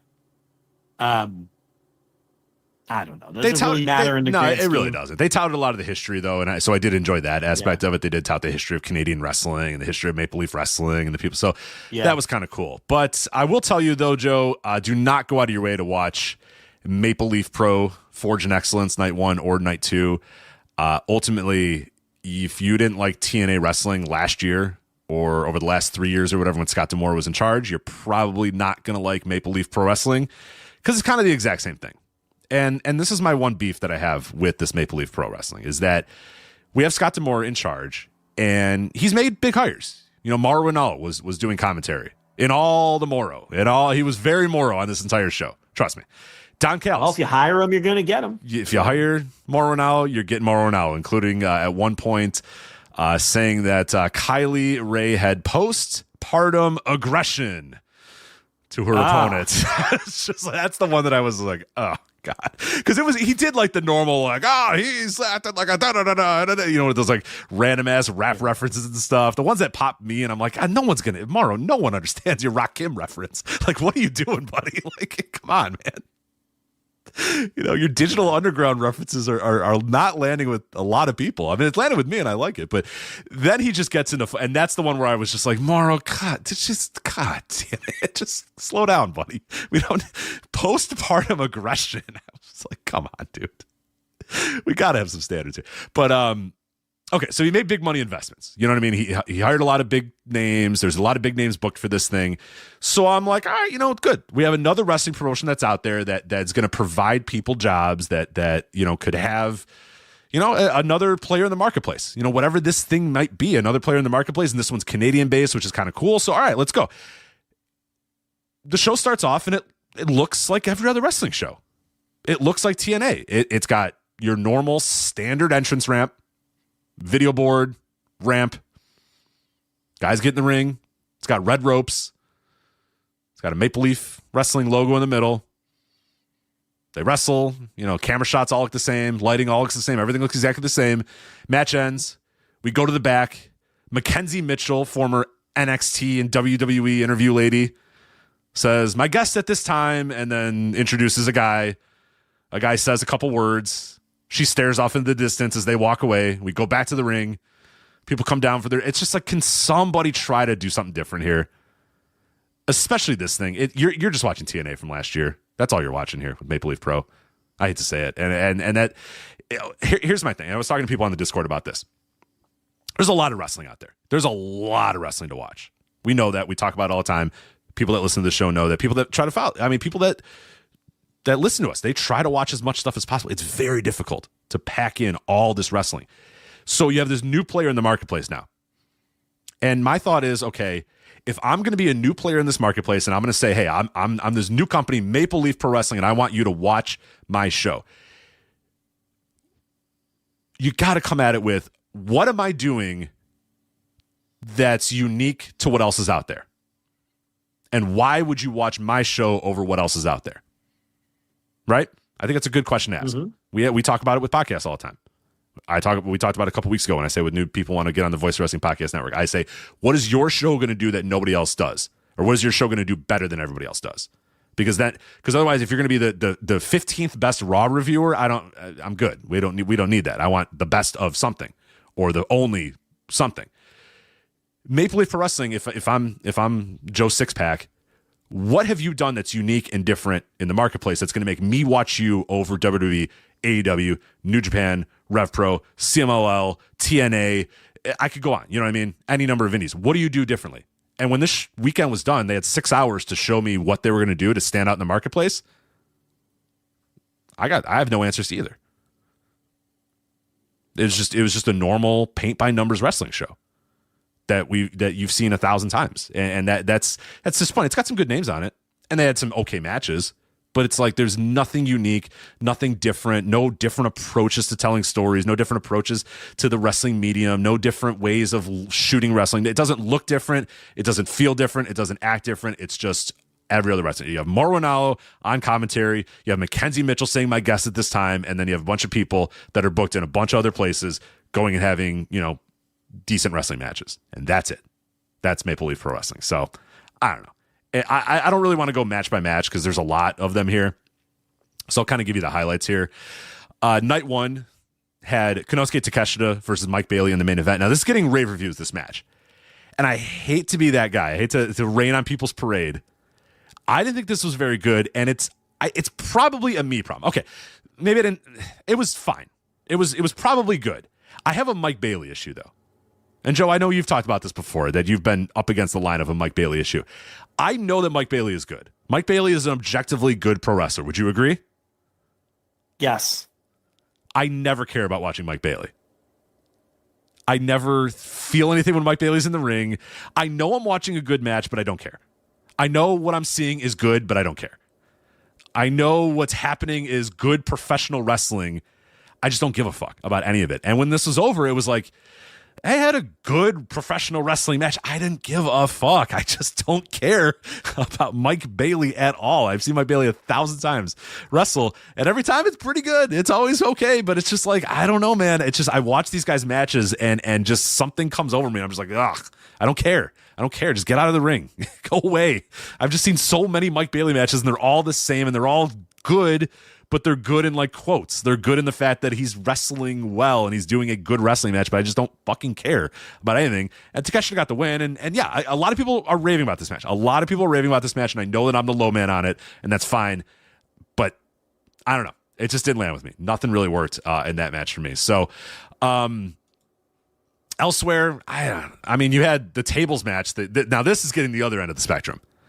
And, Joe, you might need to watch this match. Bully Ray versus Raj Desi is, as of this recording, a 0.77 on Cage Match. Let me see if that's been, let me get you the exact number here as we are on the Flagship here live on a Tuesday, or a Wednesday night here for the Flagship. Let me see what's Forge and Excellence night. We are down to, we moved up a little bit. 0.78. We're at a 0.78 on this match. So what starts it, don't, can I recommend this to anybody? I can't.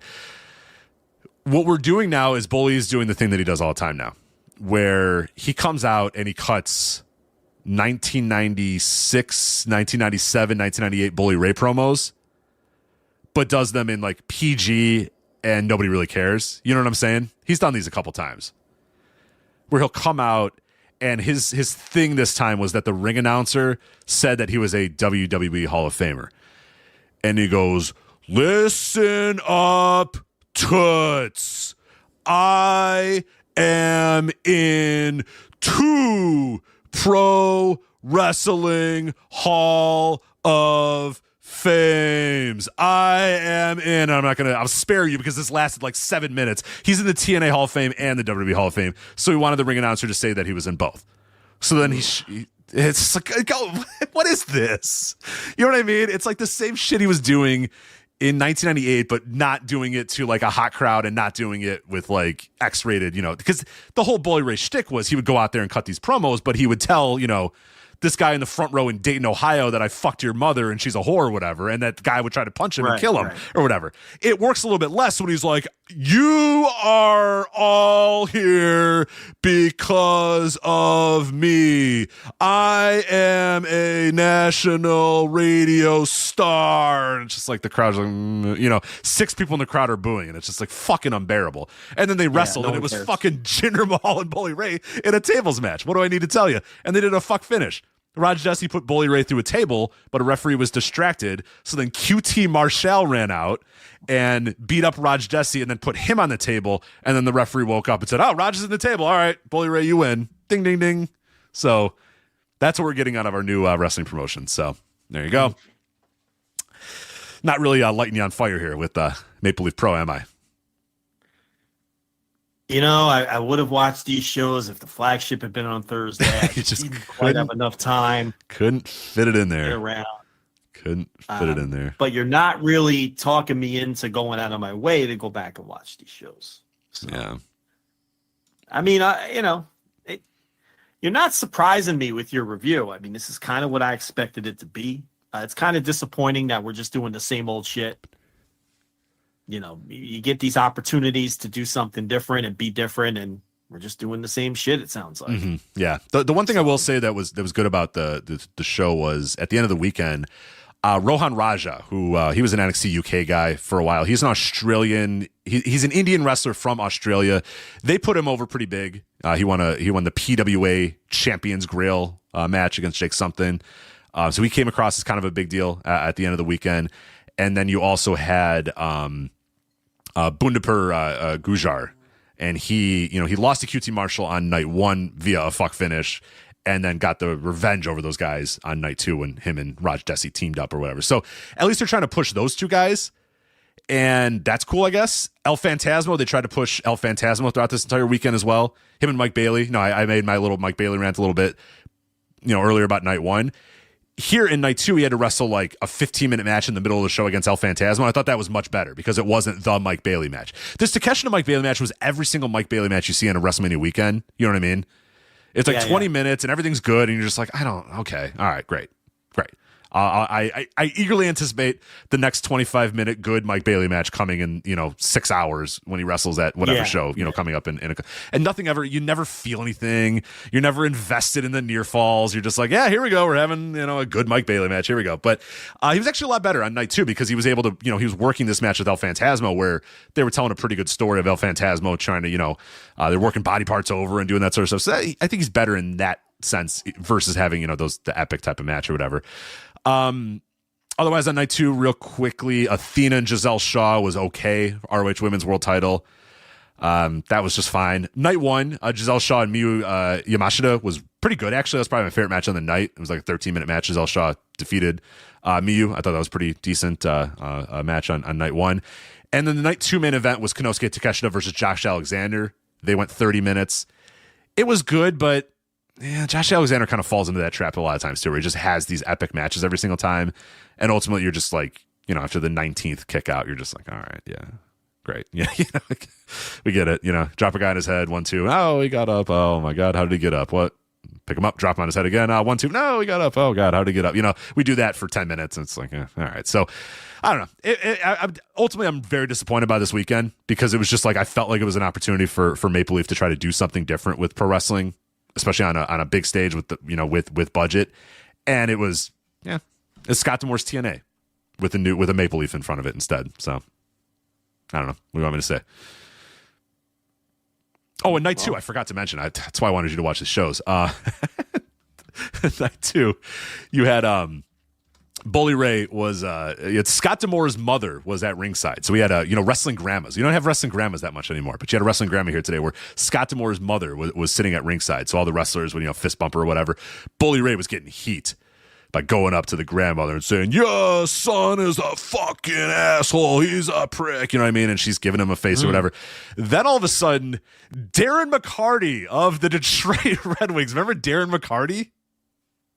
The hockey player? You don't remember the hockey player? He's Darren McCarty. He was just like this. He's kind of a bruiser. He's one of those. He's one of those goons. He was one of those old school goons or whatever, enforcer or whatever. So he comes out, and the crowd has no idea who this guy is. And Morrow's just screaming as loud as he can. You could tell, trying to make sure that the fans heard. He goes, "That's Darren McCarty of the Detroit Red Wings," because they're in Windsor, right over the border. And he goes, "Can you believe it, Don? It's Darren McCarty from the Detroit Red Wings." So many times it just reminded me of the great. There was a recent. It was probably like 7 or 8 years ago or whatever. Remember there was a Geico commercial with Brian Arakpo in it. Yes, with the caveman. Yes. And because he's not a famous player, the caveman was like, "You're Brian Arapko, all-pro linebacker for the Washington Redskins." Because he had to tell the audience who he was. Right, which feels like it's not worth it. If you bring a guy in and you have to go, "Oh my God, it's Brian Arakpo, all-pro linebacker from the Washington Redskins." You know what I mean? If you have to do that, then that guy's probably not worth the money. And Morrow had to be like, "Oh my God, Don, can you believe it? It's Darren McCarty, 4-time Stanley Cup winner for the Detroit Red Wings." It's like, Yeah. if you have to do that, maybe that's not the guy to bring out or whatever. But then Darren McCarty punched Bully Ray, and then Scott D'Amore's grandma slapped him, and that was the comeuppance for the heels. Thrilling. So yeah, I wouldn't go back. So this is the wrestling I watched this weekend. All this week I watched Royal Quest, Global Wars, Maple Leaf, and then spent fucking hours trying to get the goddamn Bulls to work on my television. Fuck. Well. Let's talk about good wrestling. No, God damn it, we're not going to talk about good wrestling. We're going to talk about NXT Halloween Havoc this Sunday from the Giants Center in Hershey, Pennsylvania. We'll be locked in, of course. Make sure you're getting ready for Instant Reaction Live this Sunday. NXT Halloween Havoc. Do not do that. We are not doing Instant Reaction Live for Halloween Havoc. This is going to be a tough watch, man. I don't know if we can do this. Do we have to watch this? Let me read the card, and then you decide if we have to do this. Well, we have to. No. Okay. I'm going to check in with you every single match and find out if we still have to do this, okay? So next week on the Flagship, we will be reviewing NXT Halloween Havoc, or will we? We start off with the WWE NXT North American title tables, ladders, and scares match between Tony D'Angelo and Oba Femi. How bad is that? Do we still have to watch this and do it? We're going to have our WWE trademark weapons involved in the mix. Love a kendo stick, yeah. Right? A black table, a black table with a kendo stick, a black ladder that crashes in half and cuts in half very easily. But we're gonna have scary Halloween props too. Yeah, kind of like all the Roxanne Perez matches that she would have with. Yeah. It's gonna be the typical awful NXT schlock, but our listeners are going to want us to watch this. So we come on and I get mad about it and scream and yell and talk about how NXT is the worst wrestling product to ever appear on television, which I firmly believe. And you got to give the people what they want, Rich. You got to give them what they want. And someone has to speak the truth about this NXT. You're right. Someone has to speak the truth. You're right. Which, by the way, the rating has officially settled, by the way. I don't know if you saw that. Yeah, that's a settle. That's a settle for sure. That's where we are. I mean, it's basically it's going to do the exact same numbers it was doing on USA. That's where we're at with NXT on CW. Because now we're 2 weeks in a row. This week it did 702 and a 0.16. So last week was a 0.18. So now this is the new low, 0.16. The 702, little bit up from last week's 639. These are the USA numbers. So, the first 2 weeks, main roster stars, bigger build, they got out of Full Sail or whatever. Is it still Full Sail? Yeah. Yeah. They're back in Full Sail now. Remember they were at the Capitol Wrestling Center. Yeah, the Capitol Wrestling Center. Yeah. And we're right back to where we were on the C-Dub. Now, this is probably above what CW. This is above what CW normally does. Oh, of course, yeah.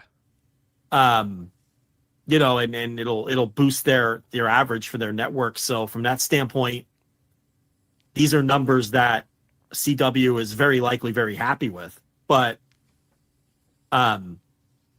this obviously is going to be the range they're going to be in. You know who I don't think is very happy with this so far? WWE, because the Fightful guy, what Corey Brennan or whatever, he's always on top of most of what's happening in NXT. Sure. That's one way to put it, right? What's the best way to put it? He's I don't know. He's got his finger on the pulse of what was happening in NXT. All the hottest scoops. Yeah, he's got a lot of scoops about NXT and NXT specifically. He pointed out that they're very upset that the show usually gets cut off immediately if it runs to the top of the hour. Like they're all right. Well, then time your fucking show properly. And guess what? You were on the CW, which is carried in a lot. So here's the thing. One NXT source noted to Fightful Select that, quote, everyone who runs or has a say in the show was pissed about the CW cutting the ending of NXT in some areas. Full story available now on Select for subscribers. So the reason what they do they that. Pissed about? They knew this was this is the reality. News. When you were on the CW, you were largely on a lot of local networks that 9 o'clock comes around, 10 o'clock, whatever, 9 o'clock Eastern or 9 o'clock Central for me, 10 o'clock Eastern for you guys or whatever, is local news. And none of these stations are going to stick with NXT while local news is happening. Okay? They're going to cut that shit off immediately and go to the local news. They will delay a local news thing for the NBA Finals. They will delay local news for a big-time NFL game or whatever. They're not going to delay the local news for NXT. I'm sorry. They're just not going to do that. So get used to it and time your fucking shows right. You don't get an overrun. You're not getting an overrun because the local news is going to come out. SmackDown always ended on time. Yeah. Why can't this show end on time? What are they mad about? I don't know, but they're mad. They're big mad. Well, I think they're putting heat on the network because fans are mad. Mm-hmm. So the thing about it is, though, SmackDown never ran out of time on Fox. They always got it right. There's no reason they can't do it here too. Yeah, Chef Michaels needs to cook better, I guess, with the right time. But yeah, he's to tighten up the recipe, I think, and make sure that the show ends at a proper time. That's all. I don't see I can't defend them here. No, it's ludicrous. It's in defense. You can't defend this. The overrun is a benefit, not a privilege. You know what I mean? Like or a privilege, not it's not something you're going to be given. You know what I mean? I butchered that beyond belief. But we've now gotten it to the point where like everyone expects overruns, and these wrestling companies expect overruns. So end your fucking show on time. And if you get an overrun, that's great. But like, don't consider that something you get all the time. I know, like, AEW obviously has gotten into that path too, where it's like they used to always be good, and maybe they get a little overrun, and now it's like, their network is giving it to them, and right? That's different. You're not going to get. They're not giving you an overrun. Listen, tell Hank and Tank that they got to hit their time cue. I don't know what to tell you. Right. That's part of being a pro wrestler. You don't get that on a network. These networks, you got to be out. It's a hard out. So I don't really understand that report. They understand that it's not a situation where they can just do whatever they want time-wise. Right. We're going to go a little over, and the CW is going to stick with us. No, they're not. They're going to cut, and they're going to go to local news. So, well, that they know this because they were on Fox for 5 years. Yeah, and they wouldn't fuck with Fox, and they didn't. Not once did this ever come up when they were on Fox. Well. Elsewhere on NXT Halloween Havoc, the two people that were a part of our infamous NXT Halloween Havoc rant, Cora Jade and Roxanne Perez, are now friends because they have common enemies and they're bad. So despite years and years and years, this is the shit you always talk about, despite years and years and years of hating each other and you were never my friend and beating each other with WWE kendo sticks, now because they're both bad, now they just like each other. Now it's like, whatever. Right. Water under the bridge. Like we're said, good. this is not just two random people who were in a random feud. These were like blood enemies. One turned on the other, and this was like one of the central feuds of the show. Now they both share the same locker room, so they're friends again. Yeah. And that's the kind of shit that, I appreciate pro wrestling promotions that don't ignore that kind of thing. WWE is just surface level, garbage sports entertainment style wrestling where they don't pay attention to those kind of details. Whether it's Chef Michaels or whether it's Levesque, it's just they don't, it's one of the many reasons I can't get into, this company, whether it's their developmental or their main roster, because, it's shit like this. I should have tell noted a different story. Don't make them. They shouldn't ever be friends. Right. Like she came back and it was like, I like your new attitude. That's all they did. Is like Cora Jade came back and they like smiled at each other, and Roxanne Perez, I kind of like your new attitude. And Cora Jade says, I kind of like your new attitude. And it was like, all right, now we're friends again. Okay, great. Awesome. Love it. I should have noted that the tables, ladders, and scares was a spin the wheel, make the deal. Yes. And the match can only be won by pinfall, by the way. So it's tables, ladders, and scares, but you have to pin your opponent. It's just so corny. Chef Michaels cooking as per usual. Moving on. In company stinks. In an ambulance match, Ridge Holland versus Andre Chase. Ridge Holland, Andre Chase in an ambulance match. One of the worst matches ever. They always suck. It might be the worst. The ambulance match might be.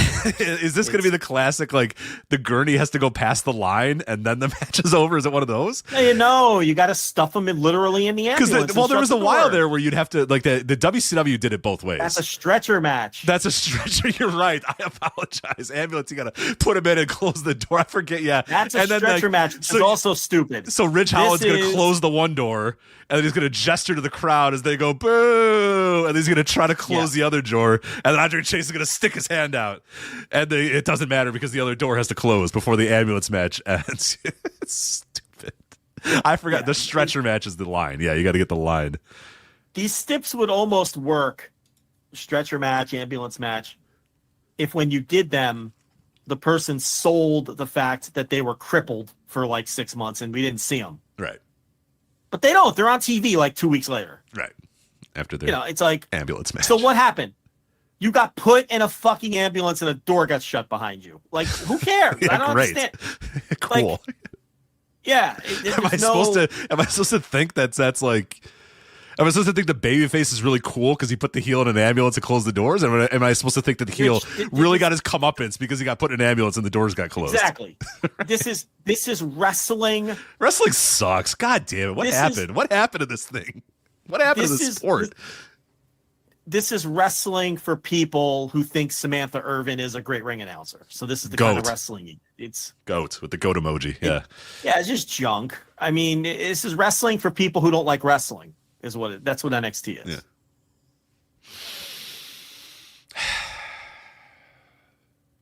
Spin the wheel, make the deal. Spinner's choice TBD match for the NXT Women's North American Championship. Kalani Jordan will be facing Fallon Henley or JC Jane or Jasmine Nix. So one of the fatal attractions will be facing Kalani Jordan in the the wheel, make the deal, spinner's choice. Not fatal attraction. What are they? They're fatal influence. Fatal influence. I apologize. Fatal influence. You're a fake fan. I am a fake fan. I've just exposed myself as a fake NXT fan. You're not. God damn you're not. You're not watching. You're clearly not watching the show, Rich, and it shows. Grandma, you got Grandma JC Jane in her. Yeah. JC Jane, developmental for a decade, and her two little children. She's been there so long. She's redoing the same stables, like with minimal differences. Yeah. Yeah. All right. And then we have spin the wheel, make the deal.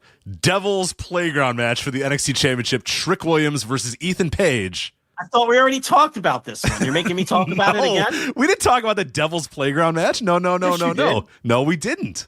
Oh, you're right. We didn't. We talked about these are all the same. They're all the same. We talked about tables, ladders, and scares where the match could end by pinfall. This is Devil's Playground. It's different. They're all going to be the same.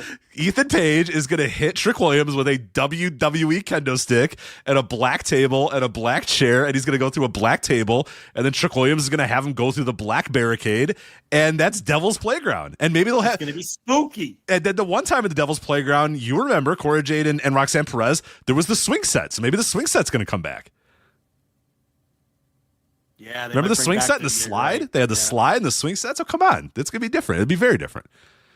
Oh, yeah, very different. Devil's Playground and tables, ladders, and scares. Yeah, come on. And again, it's like who's this for? Well, like what? Who's this for? Who's excited about that? Who's the kind of person?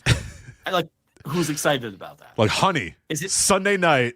I'm busy. You know what I mean? Like, we got to be home. Right. We got to be home. Like, I know we have to go to your mother's house for dinner, but I got to be home by 7. for tables, ladders, and scares with Tony D'Angelo and Obafemi. I'm sorry.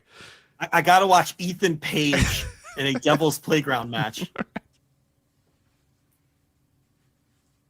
Who looks forward to watching Ethan Page do anything? Does his family even look forward to it? At this point, probably not, right? Ethan Page doesn't even look forward to it. He's the most I don't care about my career wrestler that there is. It's like, who looks forward to Ethan Page doing anything?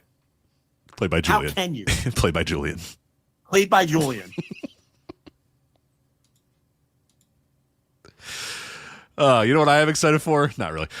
NWA Samhain from the WEDU studios in Tampa Bay, or Tampa, Florida. We're going to find out. I'd rather watch this than NXT. I'm going to say, there's a lot better stuff on this show for sure. So we'll see if it airs.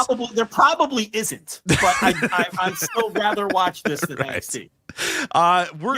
You pissed me off with this NXT preview. I know, and you want me to watch it. You want me to watch this. I don't want to watch this shit because it's just going to make me mad. It's going to make me mad watching this.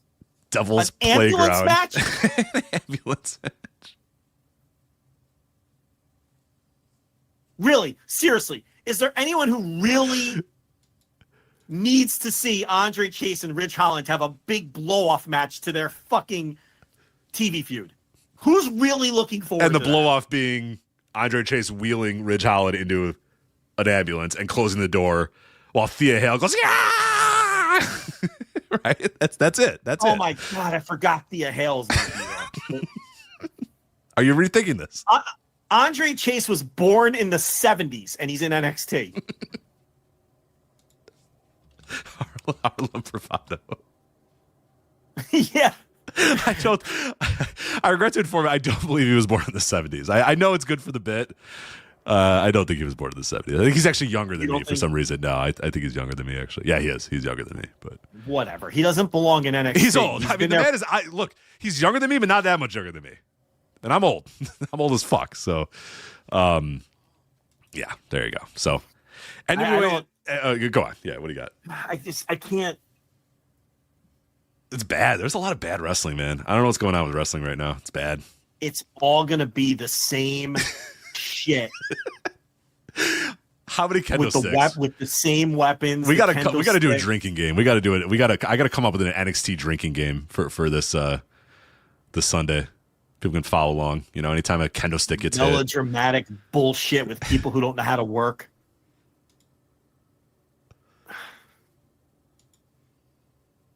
Jade and Perez. Oh, I forgot who they're against. They're against Julia and Stephanie Vakir. So. Yeah, who cares? Who gives a shit? How can anyone fucking care? I can't. It's not possible for me to have anything in common with anyone who likes this. It's not possible. And it's pro wrestling. You would think that anyone who likes any kind of pro wrestling would have some kind of common ground with me. Sure.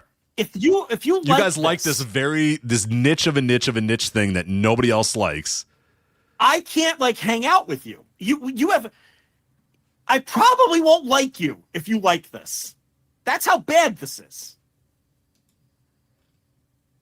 Rich, have I ever expressed how much I don't like NXT? You've subtly hinted towards it, but you've never really kind of come out and said it. But feel free. I struggle to find the words for how much I fucking hate NXT and everything about it and what it represents. And everybody there. The way they cut their promos, their plastic weapons. What Devil's Playground match? What the fuck is that? Devil's Playground. Tables, ladders, and scares. Get it? Oh, it's Get so it? cute. It's not chairs, it's Halloween's scares. coming. Tables, ladders, and scares. Tee-hee. We're going to put a graphic on. Oh, are we going to... You know what they're going to do? They're going to dress up a couple of the NXT superstars who aren't booked on the show. They're going to be wearing Halloween costumes. They're going to be doing funny bits in between the matches. It's going to be hilarious. Maybe it'll be fucking foreplay or whatever their name is. Metaphor. Maybe a metaphor out there doing funny bits. foreplay. Foreplay, that'd be better, but yeah, that's metaphor. Yeah. Metaphor. Get it? Tee-hee. There's 4 of them too. Yeah. It bothers me that people like it. It does bother me. Yeah, that's a problem. I wish everybody agreed that it sucked, because then we would just stop watching it. Because like, it sucks. So look. Are you familiar with the Choco Pro? I am familiar with the Choco Pro. Yeah. The Emi Sakura shit in the dentist office. Yeah, the dentist office wrestling. Yeah. Are they still running? Do they still run? Because I don't see it as much as I used to. I feel like I always see it, but yeah, who cares? I don't know. But my point here is the Choco Pro garbage with the dentist office with Emi Sakura and Balian Akalali or whatever his name is, and all these people. That's the worst pro wrestling that's ever existed.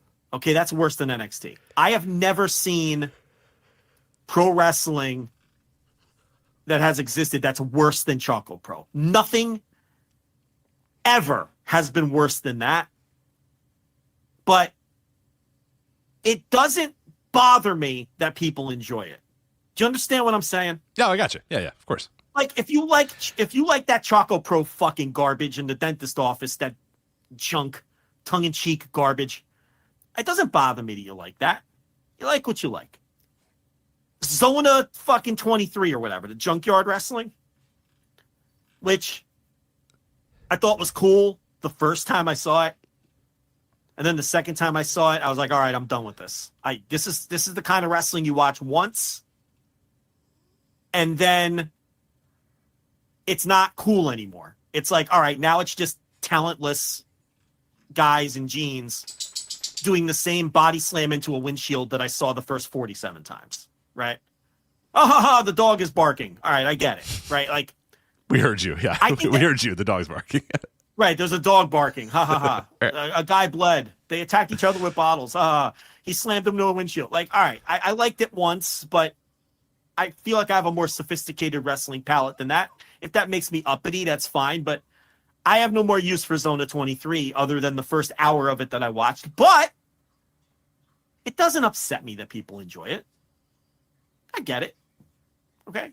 I'm not bothered that people enjoy it just because I don't. It upsets me that people enjoy NXT. I can't wrap my brain. People that know better too. People that I know, I respect their wrestling opinions. People who know better, who I respect their opinions generally. People who understand wrestling history. People who like other good wrestling. And anyone that's not over the age of 12. Like it's for children. It bothers me that there are grown adult males in particular that think this is good. It makes me upset. I am gotten to that there's a 40-year-old man somewhere, otherwise normal, who thinks this is good. It doesn't bother me that people think Raw or SmackDown is good, even though I think it stinks. It doesn't bother me that people think it's good. It doesn't bother me that people want to yeet in the fucking... But it bothers me that people like NXT. Like, I'm bothered by it. I'm gotten to. I admit it. I am gotten to that people enjoy this. And I can't put my finger on why that is. It offends my sensibilities that anyone, especially an adult male, enjoys NXT and doesn't think it's the drizzling fucking shits worst pro wrestling that isn't Choco Pro that has ever existed. Because it's better than Choco Pro. But that's it. Rich, I would watch every season of Women of Wrestling before I would watch NXT, for pleasure. It's worse. Rich, it's so bad. It is pretty bad, yeah. Like, there's no entertainment value all whatsoever. Women's of Wrestling? Now, I would watch NXT frontwards and backwards before you get me to watch Choco Pro. That's the worst. So that's low. That's your line then. Is Choco You Pro. Can't get lower than Choco Pro in that fucking dentist office. That is the worst pro wrestling to ever exist. I think you're weird if you like that, but it doesn't bother me if you like that. You understand what I'm saying? I got you. Of course. Yeah. it bothers me. Like, when I see that someone says that they enjoy NXT and they're not like a 15-year-old girl or something, I'm like, it bothers me. I don't know. Even teenagers, I don't know why this would appeal to anyone. There's a lot of hot people on TV. If it's like, oh, hot people are on my TV, there's a lot of hot people on TV. I don't know if I necessarily need to. Can we push back on the fact that these people aren't even that hot? Can we be honest? I agree.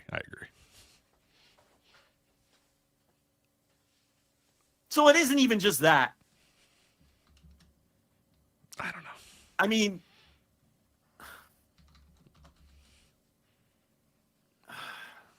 it bothers me that people like this. Well, that's because of you that we have to watch it now next week. So we have to watch it and review it next week. Yeah, I guess so. So we'll do that next week on the Flagship. Real quickly, so we're out of time here. NWA Samhain card for this. No idea how this is going to be aired on NWA Power on X, but we'll see. Wait a minute. Did they even air Thomas Latimer's world title win? They finally did. Yes. On X. The debut on X was Tom Latimer finally winning the title. So that mystery has been solved. Tom Latimer will be defending that against the former champion EC3 here on NWA Samhain 2. Alex Taylor defending the NWA World Junior Heavyweight title against Jack Cartwheel. Natalia Markova versus Haley J versus Kylie Page. That's a main event in any building in the world, except for, I guess, the WEDU studios in Tampa. NWA World Tag Team titles, Knox and Murdoch versus Blunt Force Trauma. My guys, Blunt Force Trauma, so I'm into that. Oh, God. Joe Kazana and the Country Gentlemen versus the Slime Balls with a Z, Sage Chance with a Z, Tommy Rant, and the Always Dangerous X. Always Dangerous X. NWA National Heavyweight title. Mims defending it against Burchill. Yes. Yeah, they brought Burchill in months ago. Yeah. That Burchill is still kicking around. Former pirate in WWE, 20 years ago at this point, basically, is there. Max the Impaler defending the World Television title in a Hell Awaits match against Carson Drake. Brian Idol and Colby Carino versus the Southern Six of Kerry Morton and Silas Mason, and that's it. So, you could barely get you do that whole show in 2 episodes, right? Only 8 matches and only 6 title matches, which is very restrained for the NWA. That is a little much. Yeah, so let me double check. Let me double check that there's not more happening on this taping, because it does seem... No, that's what it is. Oh, sorry. Nobody knows. No one knows. Sorry. Kenzie Page versus TBA for the NWA World Women's title as well. So no one knows how or where this is airing, though. So nobody knows how. It's on X, but we don't know what episodes are going to be on what, because the X show is it's weekly. And I guess okay. So but it's definitely not airing live. It's not airing live. Now the problem though is, and that's what I brought up earlier in the show. So NWA Samhain is being taped this weekend, presumably to air on Tuesday, because they air on Tuesday on X. That's the 29th. You kind of have to finish all your Halloween stuff on the 29th, right? Yes. Your Halloween-themed show doesn't quite have the same gusto on November 5th. You know what I'm saying? It's like, you got to wrap that shit up by Thursday. That's Halloween. So I don't know what they're going to do. I don't know. Is it possible that we see the Hell Awaits match between Max the Impaler and Carson Drake on November 5th?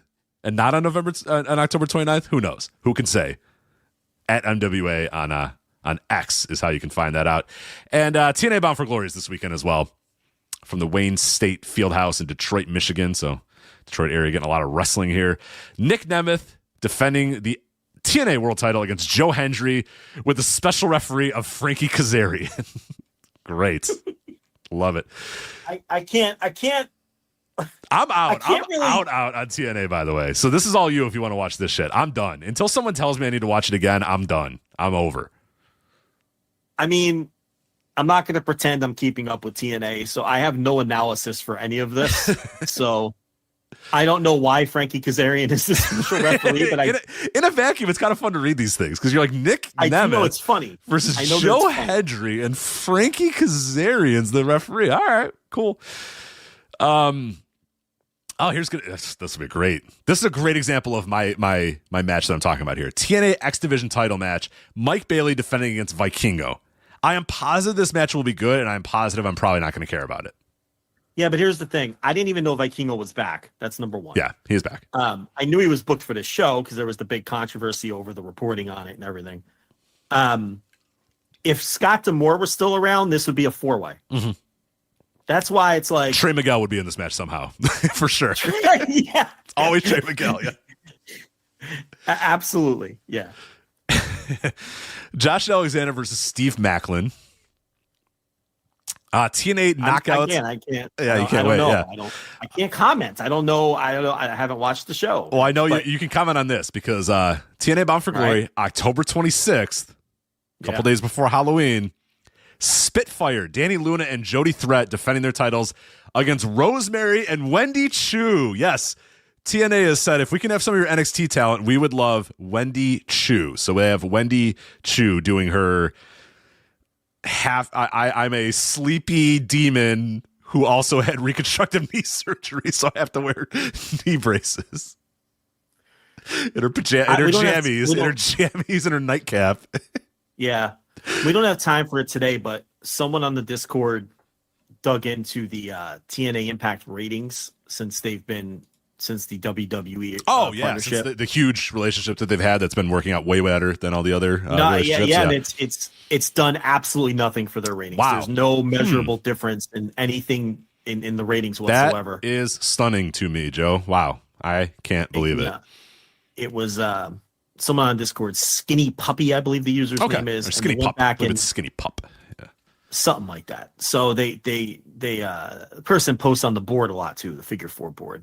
But they went back and dug up all the TNA ratings since the arrangement began, and for the ones where they could find ratings, meaning when they made the top 150, because there are still Impact episodes that aren't making the top 150 occasionally, and then we don't know, but we could assume that they're, we know what they're below because we know what number 150 did. So it's usually like not even a 0.01, but and episodes where WWE talent appeared, and it just has made no difference. Has it made a difference in ticket sales? Maybe. But it does seem the relationship has been massively one-sided, which often happens when one side has the higher ground. That's nothing unusual. And we suspect that when the time comes, the key talent that WWE is interested in is going to end up in WWE, whether that's Jordan Grace, whether that's Joe Hendry, whether that's whoever they're interested in. By the way, the Joe Hendry thing. Well, I mean, can we victory lap that, or we're kind of right?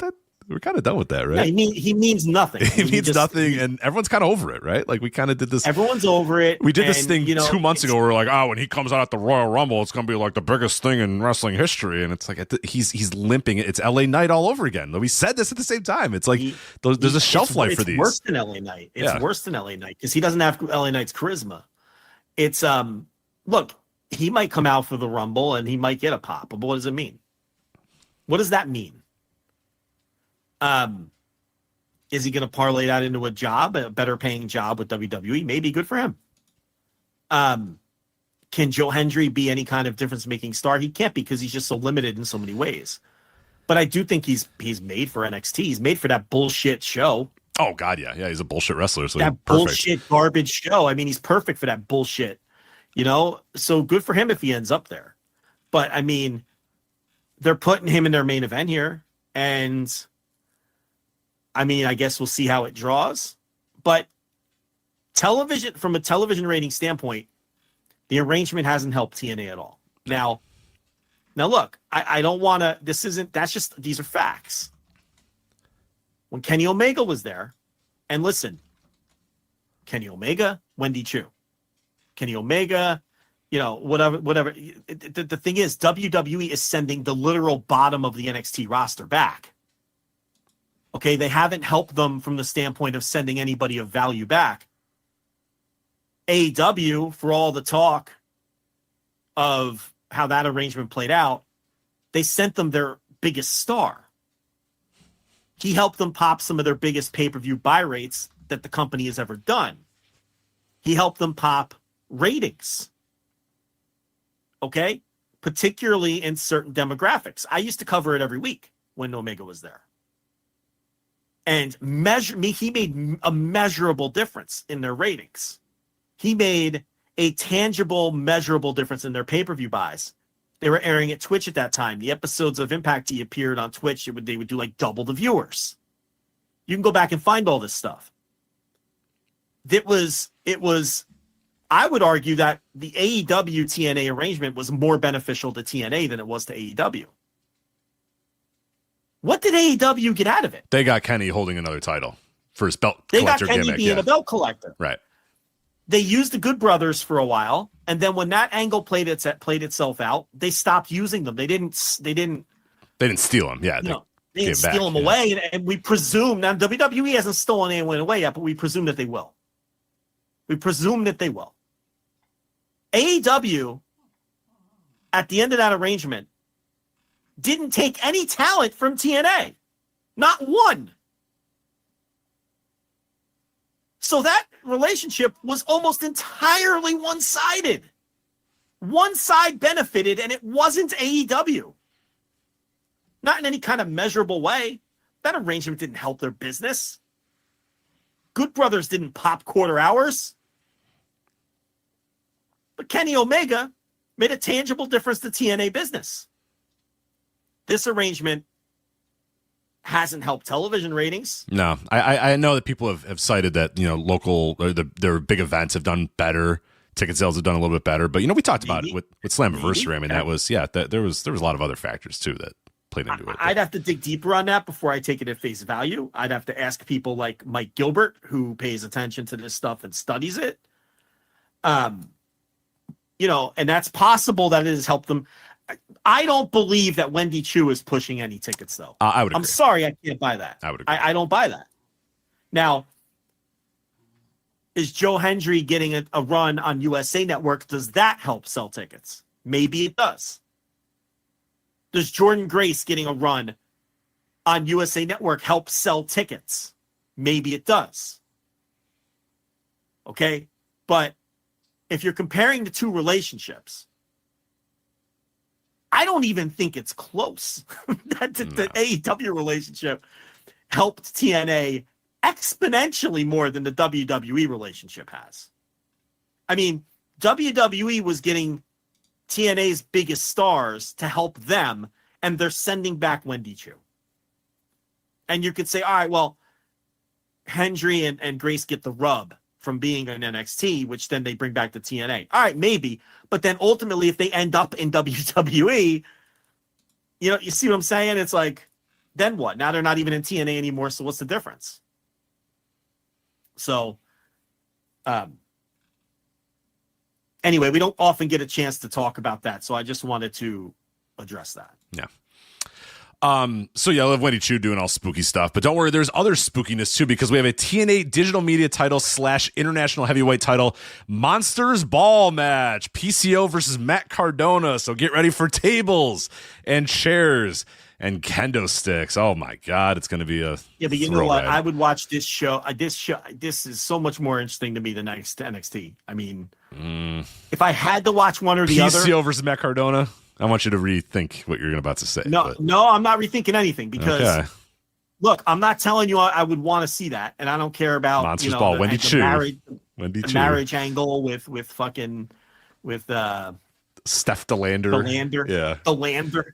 I'm not saying this is anything I'm interested in. What I'm saying is, if assailants broke into your home, I'm going extreme here. Okay.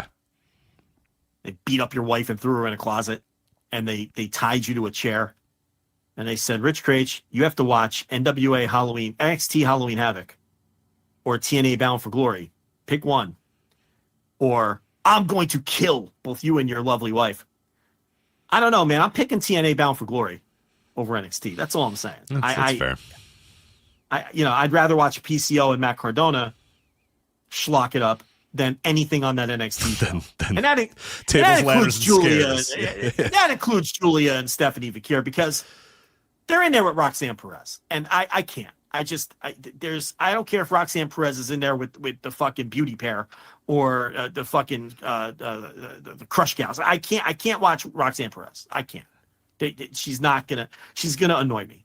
I'd rather watch the TNA show, even with what is sure to be an awful PCO versus Matt Cardona match. You also have Moose versus Mike Santana. TNA World Tag Team title, Full Metal Mayhem. Yes, we got Full Metal Mayhem. I really want wrestling shows to just try to not hit each other with fucking kendo sticks and chairs and steps and tables for a little bit. Can we just have that? Can I just have like a month where every wrestling show agrees that we don't have kendo sticks and chairs and tables and steel steps? But not going to happen. Full Metal Mayhem.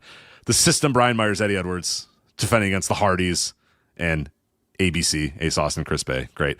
TNA Knockouts World title, Jordan Grace defending the title against Masha Slamovich. Now, this will be the interesting one, too. Excited. You don't sound excited for this. No. Yeah, no, I haven't been locked in with TNA Bound for Glory or TNA for a while, but yeah, we'll see. Probably not going to watch it. Big Slammiversary, the big show. Which one's the big show? Bound for Glory, right? Yeah, they switch. They kind of oscillate. Between the two. They've existed 25 years. They haven't established a fucking flagship show yet. No, they actually haven't. It's one of the two, right? It's one of the two, but they've never really. I don't know. I guess we'd have to ask Garrett Kidney what he would say is like the established show, but he might give the token answer of they're both. They're both established shows. It's two. But you can't have two. You got to have one.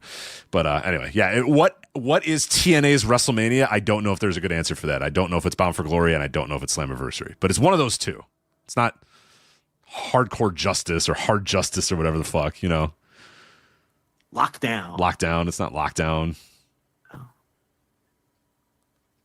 Can't think of another one, can you, Rich? I am trying to think of the old classic. You're struggling. They used to have some good names of their old pay-per-views, but yeah, I'm Fully Loaded. No. Fully Loaded was WWE. What they used to have? Taboo Tuesday. That was come on, that was WWE. Against All Odds, Genesis, Final Revolution, Sacrifice, Victory Road. That's some good. Yeah. Cyber Sunday. That's not TNA. That's WWE did Cyber Sunday. Yeah, that anniversary just passed recently as well. But Destruction and Bipu. No, Cyber Sunday. I was going to write about that, and then I realized, why am I writing about Cyber Sunday? Nobody fucking cares about Cyber Sunday. Like TNA Spring Navigation. Yeah. No? I read a piece, flagshippatreon.com, by the way, for a piece about Bryan Danielson and Hiroshi Tanahashi. Then we're going to get out of here because that's already gone too long. And the show name was incredible. They just don't make them like this anymore. The match that had American Dragon versus Hiroshi Tanahashi was the let me get the name of it here. It was scroll. Oh my god, I had it right here. What happened to it? Shit, let me find it here real quick. It's a great name. I gotta do it because we don't make them. I'll give Scott D'Amore a little bit of credit. These shows called Forged in Excellence. I like that because I'm over and I think everyone is. I've seen them slow down a little bit. The cheeky the cheeky song lyric era of naming your show that's kind of died out a little bit, which is nice. Like your Black Label and your GCW still use them, but for the most part, Black Label, by the way, going on a little hiatus. Progress is the one that Progress really still does it. Oh my god! You know what? Screw that New Japan show. I think it was called Strong Conviction in Kobe. I like that. Strong Conviction in Kobe. Let's check in with Progress in the recent event names, and then we'll get out of here. Tickety talk on the Big Ben clock. You've got. All right, you ready? You ready for these ones? On November 17, 2024. Stay Young and Invincible. That's not too bad. That's kind of normal. Okay. Then it was Cheeky Noncer. Right? Was the next right. Wanker, are you? Or whatever. October 27th, Werewolves of London. Okay. They're kind of getting lazy. They're getting lazy here. 2 bits in a pint. 2 bits in a pint. 2 bits in a pint. September, History is Written by the Victors. They're getting lazy here, man. What happened? Oh, look at this one they had in April. Sniffing the Dirty Knickers. Sniffing the Dirty Knickers. Right. That's an interesting one. That one, I can't believe they went there. Yeah. Kara Noir had a banger on that one. I'll tell you that. I bet he did. Yeah. against Saxon. Gene Money. Oh, I was gonna say Saxon Huxley, but you went with Gene Money. That's true. You always got to go with Gene Money. Gene Money. Oh god, they kind of suck with these now. Look at this show in September though. Seriously. Oh, you're having a wank, are you? That's a crazy name. Having a wank, yeah. No, that's a crazy name. Yeah. Let me tell you. I don't know if I would have went there. In terms of a show name. That's who main evented that one? It was Gene Money versus who? Karen Noir, yeah. With the nipple tape. How many fake taxi names do you think they snuck in there? Do you think they ever did, or do you think they're cool enough to any fake? Yeah, because that was decidedly like a very British porn series, right? Fake Taxi? Yeah. Oh, why are you acting like you don't know? That's the one you always talk about too, or it's like, it was British. What are you kidding? No, I actually did. I never watched them because I thought the premise was too ridiculous. So, and we've talked about this. We've talked about the British porn. We've talked about the British porn. You can't suspend your disbelief for Fake Taxi. No. She doesn't have the fare money, Rich. How do you know what's not to suspend you? How is that? Now listen, there's a lot too. I think they've switched it around too, because anytime I see the thumbnails now, it's like the hot woman is the driver. Yeah, they've switched it around. They switched it around. I think like a power dynamics have switched now, and they had to switch it. They had to switch. But I wonder how do we get to the point where the taxi driver is banging the it's a little too much for me. So. Listen, she's got an active libido. The woman is horny. Active libido. She wants to engage. When she's got a strapping lad that steps into her cab, right. And she feels like, all right, this guy looks like he can lay the pipe. Let's pull over to this parking lot and see what happens. Yeah. Let's pull over and have a wank. And then they pull over and have a wank, and then they do what they do. I don't know. That's it's sex positive for the women. It is. What it is. That's good stuff. The reverse Fake Taxi. Yeah. How come you can't suspend disbelief for that premise, but you can suspend disbelief for like the realtor porn? Like you'll believe that a realtor is going to sale, Joe. She has to make the sale. Given the open house, and then she's like, that's a big sale. That makes sense. She's like, man, this is life and death if I don't make the sale. Yeah, but I mean, if you don't have the cab fare, he could just keep driving around and not let you out. Yeah. So you gotta. But we're talking, relative pennies here with the cab fare. I don't know. I think $20. I think in a genre of entertainment where people get stuck in dryers frequently, I can buy the idea. I can't buy the dryer thing. That's ridiculous. I don't understand the dryer thing. How are they getting stuck under the bed? Stepmom stuck under the bed. I'm like, what is happening? Yes. Who clicks this? Yeah. And I look and it's got like 8 million views. And I'm like, what is wrong with us as a society? Who watches NXT and who watches Stepmom stuck under the bed? Like, who are these fucking people? Stepsister is stuck under the bed with her butt up in the air like a horny cat, and who's doing this? Who is watching NXT and enjoying it, and who is watching that porn? We have to have something has to change. I mean, they get people getting stuck in things. It's a preposterous. How often does that happen? How often does that happen?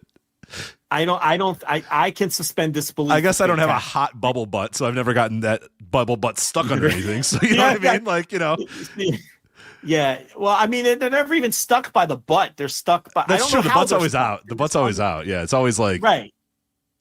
Like they're I was doing laundry. Why are you so deep? First off, why are you so deep into the laundry bin? Get out of the dryer. Why are you so deep in the dryer to get the laundry? What are you doing? They're not that deep. They're only like 1.5 feet deep. You don't have to climb that far into the dryer to get the laundry. It's bizarre. Yeah. So I mean, I don't understand why Fake Taxi's a bridge too far when you have. We all have our lines. Joe. It's a weird line, I have to say. I don't know. I think there's wackier. I'm sure you're watching stuff that has wackier premises than that. No, I only watch the stuff with the good, I need high art. I want high art. Yeah, I'm not, He only watches the good porn. He only watches fucking Brazzers and Naughty America. You won't catch him dead watching some sketchy fucking Algerian porn where the guys are wearing black dress top. Well, you don't even know anymore. You don't even know anymore because it's blocked in your state. So no, excuse me, sir. The only porn we have access to in Texas is sketchy Algerian porn where the guys are wearing black dress tops. So I absolutely know.